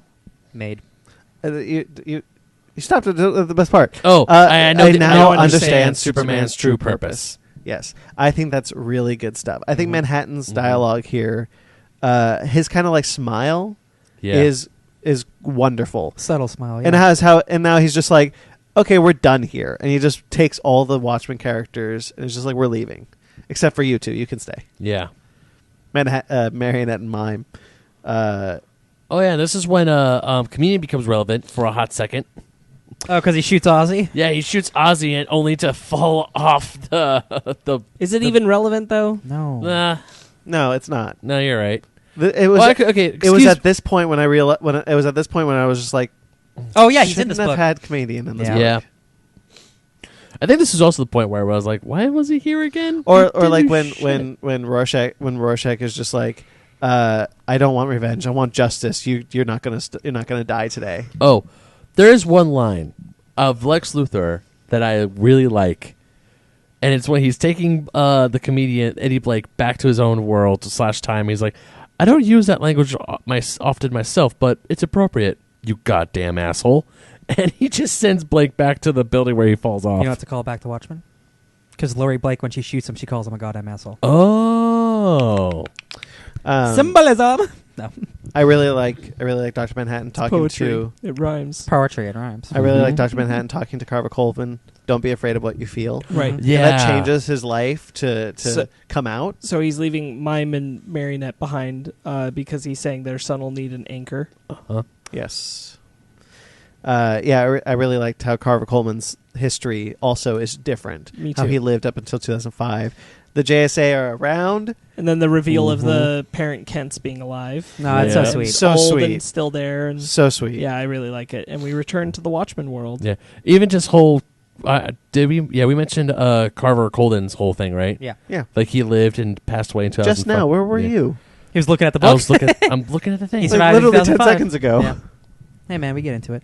It is 10 seconds ago. Ben is reading through the book. He is not listening to his friends. Ben's captured by Doomsday Clock issue 12. Guys, explain to me what the fart's going on with this kid. Same thing that's going on at the end of the TV series. Which kid are we talking about? Bro. Okay, this kid at the end. Yeah. Mime and Marionette's son. Yeah. Yeah. The same Does thing he that die? happens at the end of the Watchmen TV series. Spoiler alert. There's a kid, Dr. Manhattan? No, there's a new power. There's a new powerful He passes being in the powers Watchmen on. universe. He passes powers on to Mime and Marionette's kid? Yeah. Why? So he So could that he become will Superman. I'm just kidding. So that he will become the Watchmen version of Superman. Oh, okay. So this. Okay, I understand now. They are. This is the. Okay. I get Yeah, it. because he's saying because Did you think this was in the DC universe? I don't. I think maybe because it was like 5 a.m. when I read it. Got you. Because no, Manhattan- This is That's is Dan them and their Sal. family. No, Yeah. I don't know why. Yeah, that makes sense. No, we're good. It's all good. Because Manhattan being Well, what I really like a is character. that Sorry, real quick. A character of inaction he knows that the value of his powers with a person of action will be more beneficial and than him. being raised by two actual heroes. So what were you going to say, Sparks? It's also that he has been, ever since he became Dr. Manhattan, separated from his own humanity. And it isn't, in the logic of the Doomsday Clock, it isn't until the moment that he's inspired by Superman that he reconnects with that. And in reconnecting with that is when he reconnected with his love for Jane. Mm-hmm. And in remembering that, he remembers like a life that they could have had with kids. And his ultimate reconnection to that is him taking on having a child and passing that along. Which is something he never had the opportunity to do. Yeah, like, I left your wallet. I left your watch in the lab, and she's like, oh, don't worry so much about time. Oh, man, that's some good shit. Aw. Yeah. And then he passes on his powers to Clark. Yeah. And that's the end of the story. Yeah. Every child comes with the message that God is not yet discouraged of man. Mm-hmm. I love Carver Coleman's star on the Hollywood Walk of That's Fame. awesome. That's so I good. love that. Good stuff. I really appreciated that. I really like this. I like it a lot. I like this book a whole lot, and a lot of it is my bias towards Jeff Johns as a whole. Because I think he can do wrong. Everybody does wrong. Yeah, but I think this is some of his best work. Yeah, it's definitely it allows him, not that like writing regular like Superman or regular Batman you can't be impactful or anything, but like when you give it this kind of treatment, you're like, hey, go mature, go hard, go bold. Like, don't be afraid to go rated R. Yeah. Like, when you're allowed to just do what you want, like, it shows, like, there's some good shit in here. I also really appreciate that this book gave way to an interview where he revealed that they are almost done with Batman Earth 1 Volume 3. Hell yeah. Yeah. Anyway, Earth 1 line not dead. Yay. Yay. Hell yeah. The Three Jokers coming out maybe this year. Also, we're getting Green Lantern Earth 1 Volume 2. Yeah. Pretty stoked about that. Hell yeah, baby. Yeah, I think that this... it's a shame that this book didn't matter like it was supposed to. Yeah. But taken as its own, it's solid. Yeah, it's a cool story. As a central idea of Dr. Manhattan steps out of the Watchmen universe, comes to the DC universe, is confused and perplexed by how it functions, recognizes that Superman is the center, tries to understand the concept of why is Superman what he is, what even if I alter that, what does he become? Mm-hmm. And analyzes that and ultimately sees that the universe itself responds to that action and sends Superman as its best antibody, which I love that description, after him. And he still won't fight him, though. Superman is the thing where he brings up like an opportunity for him to make a choice. Because this is the other thing, like that this is the first time that Dr. Manhattan has not seen what comes next. Yeah. Since he's been Dr. Manhattan. Right. He does have choice. He's never really had choice. Mm-hmm. He's always been living with whatever he knew was supposed to happen because he's already done it. Like a sad destiny. This is the one moment where he's had true choice. Mm-hmm. And Superman has that opportunity to say, like, recognize what is this? What is Jeannie? Yeah. Why does this matter to you? Mm-hmm. Perhaps you give everything to save the world. Maybe you do become a person of action. Yeah. And I love the idea of him being inspired by him because, like, John Osterman's never a character who had someone like that in the world. To make that, and that's why he's such a person of passive inaction. Is that there's nothing that's motivated him to use these powers for a particular reason. Right. Exactly. But now there is. Yep. Yeah. I just really appreciate that. I also just appreciate that there's care and love and the treating of a lot of these characters, especially the Watchmen ones. Yeah. You do got to tread lightly on a lot of this, but I think he threads that needle very well. Yes, this almost corrects their before Watchmen idea, because that was fully like, hey, let's tell about the comedian in the past. Let's do the Silk Spectre in the past. Rorschach in the past. Nobody wants to hear that. Mm-hmm. Nobody cares about that. This is done with care, and it's like, hey, we know this is important. Don't worry about it. And I was worried. Even reading it, I was worried. But now that it's over and I can look at it all just right there, I'm like, this is really great. It's really cool. I still don't agree with some of the ideas, but like that's like a personal thing. It's one of the best looking books ever made. Like, for real, like, Gary Frank, like, there's a reason this book took such a long time, because when you do 9-panel grids every single page for 12 issues. Sorry. Yes. We're going to make this book come out when you want it. When do you want it to come out? Right now? Now? Good. How about now? Let's do it How now. about 6 months ago? Yeah. Is it already out? Yes. Have we made money? Is it a movie? It is really cool that we can have like a quote unquote true, untrue sequel to Watchmen. We can have something like the show and the comic, and they are both made with intense care, and it's not just for money. Yeah, I agree. Yeah. I also like that both of them, in their own ways, are expressions. Specifically, Doomsday Clock is an expression of an antithesis to Zack Snyder's vision of Watchmen, Yes. and Zack Snyder's vision of Superman. Yes. Yeah. Doomsday Clock's a big old middle Oh finger. my God, to he's that. touched both of them. I just Yes. yeah, 100%. Yeah, 100%. this is totally a book that says, "Hey, Zack Snyder, you totally misunderstand Superman, and you totally misunderstand My Watchmen." fear Yeah. of like Superman and Dr. Manhattan, like I shouldn't have worried because the whole up until then I never saw it, but I was like, dude, is the last issue just going to be an actual like cosmic fight between these two gods? And thank Lord it wasn't. Thank the Nope. Lord it wasn't. Like they never touch each other. I love that so much. Me It's too. good. I always wanted it to be Dr. Manhattan trying to understand the concept of like what is a Superman. Mhm. Yeah. yeah. And why does that is so important? Yes. And I think it's great because my favorite times with Superman are always like I find my favorite comics of Superman are when they explore him more as a symbol or a concept than as a character. Yeah. Because I think that is the more impactful thing on how it affects everybody in the world, and why superheroes as a medium has come to be explored. Even as Watchmen itself is a critique on superheroes, Doomsday Clock winds up bringing that around in a way where I think it treats at least the core superhero that inspired all that with reverence, which I don't think Alan Moore would like a lot of things in Doomsday Clock. But the way that it handles the moment between Superman and Doomsday Clock is something I think he'd appreciate. Yeah. As a person who had his own final stamp on Superman. True. And I think understood that Superman is kind of an undying ideal. I mean, I'm sure there's a lot of things in the TV series that Alan Moore wouldn't be down with. Oh, no, I'm No, not yeah. saying like that the TV show's exempt from it either. Yeah, It's just a little more exempt because Batman's on it. That's all. That's all. His Alan Moore cynicism is well documented. But it's also not unwarranted because he got shit Definitely. on almost more than any other comic creator in history. The only reason why they did before Watchmen, by the way, is apparently because they offered him to do Minutemen, but he didn't want to do it. Yeah, I'm not. I mean, he hasn't touched. The only thing he's gone back to is the League of Extraordinary Gentlemen because I guess like even that bad movie can't keep him down. I mean, he would have gone back to Watchmen if he owned Watchmen. I Yeah. think. Yeah. But since he didn't. Dude, honestly, if like, I mean, you guys know the story, but for the people listening, if you don't know, the original Watchmen is supposed to be charlatan characters like Blue Beetle and The Question and all these characters, and Alan Moore wanted to destroy them. Mm-hmm. He wanted to do what they did in Watchmen, which is turn them into bad people, into rapists, murderers, and DC's like, excuse me, no. Yeah. Do your own thing, and then it turns Well, they out had also just bought the charlatan characters not And- too long ago. yeah. So they were like, not yet, bro. we just got them. You're doing a very 2010s thing. We're still in 1980s. Yeah. Can you not? So he's like, cool, I'll do my own thing, and I'll create the greatest comic ever made. So, like, in an alternate world, this is a DC comic book sequel, Yeah. where it is Blue Beetle, and it's like that's a fun world to think about. I think, Shit, yeah, man, that's everyone thinks that Rorschach is Batman, but he's actually supposed to be the Question. Yeah. Captain Atom is Dr. Manhattan. Mhm. Yeah. Night Owl is Blue Beetle. Yep. Who is the comedian supposed to be? The Punisher. Yep, my favorite charlatan DC character. Yep, that's it. It's a good question. It's probably some like Or, goofball I mean, it could just be Harlequin. Joker or something. Yeah.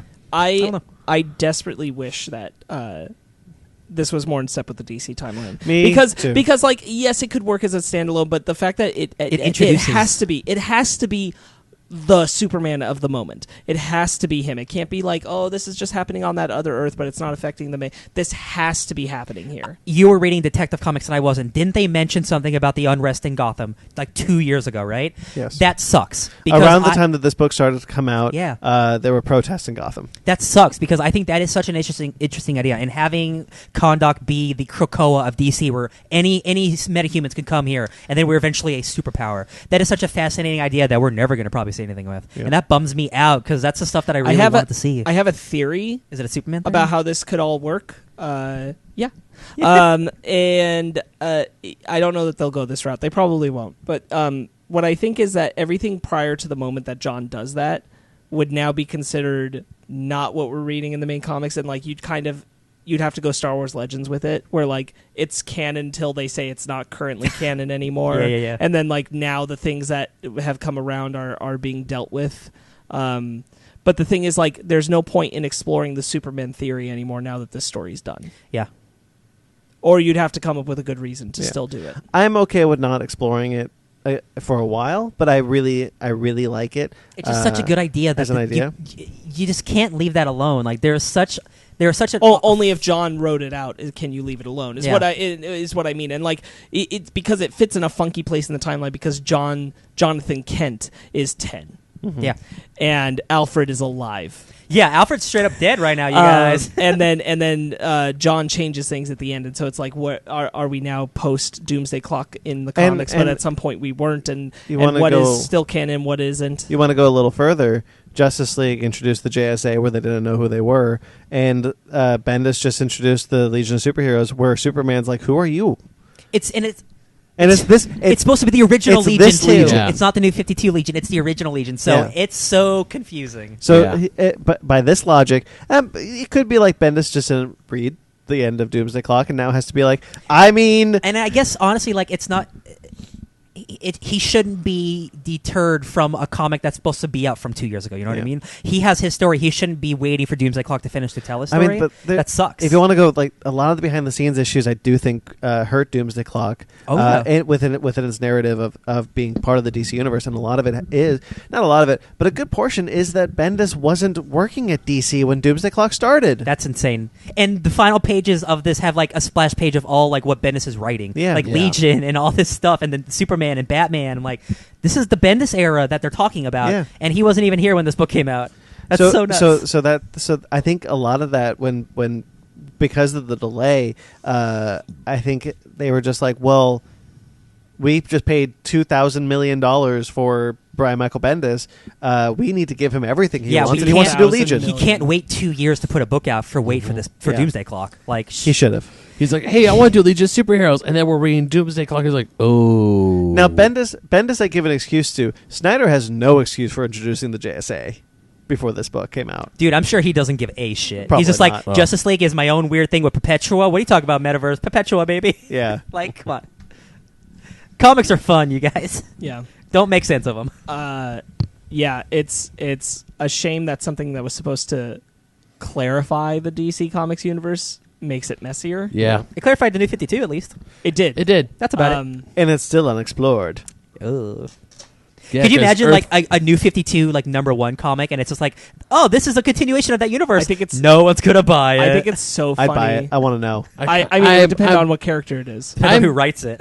Yeah. I'm curious. Nah, dog. I would if they wanted to go full on like Marvel like parallel worlds, Like Ultimate Universe. like you want to do like just like 6-issue minis set in this world. But I'd read that. The problem is like half of the line is new stuff, but then the Batman and the Green Lantern are still continuing from the past because the writers wanted to still do what they're doing. So it'd be Batman from now.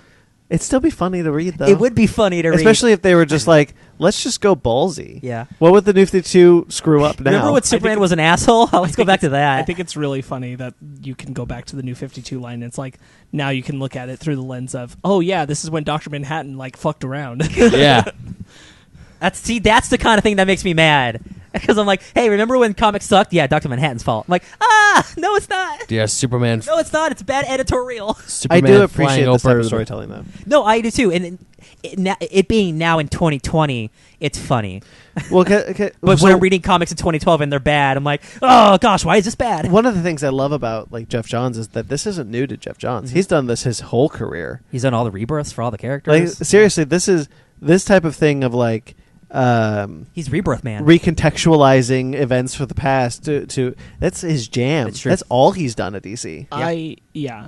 I really like the idea that is put into it of I made a Superman who was less connected to his own humanity. I made the worst Superman, yeah. And therefore he connected more with me. Mhm. And I found myself able to relate to him better because I myself am disconnected from my own humanity. True. And I thought that was a really cool way to put a spin on something that like wasn't connected to it before, but if you're going to do it, like putting that touch on, and it's like, oh, well, yeah, that's really great. Yeah. And I just love the idea of Dr. Manhattan studying it long enough and then going, oh, I get it. I'm inspired by Superman. Yeah. Mm-hmm. As everyone should be. Mm-hmm. Yeah. Because there should always be a Superman. And Yeah. I think that's awesome. I agree. Superman's Okay. cool. We did it, you guys. It's real late. This It sure episode's is. real long. Hell yeah, I love it. Let's do our book club. No.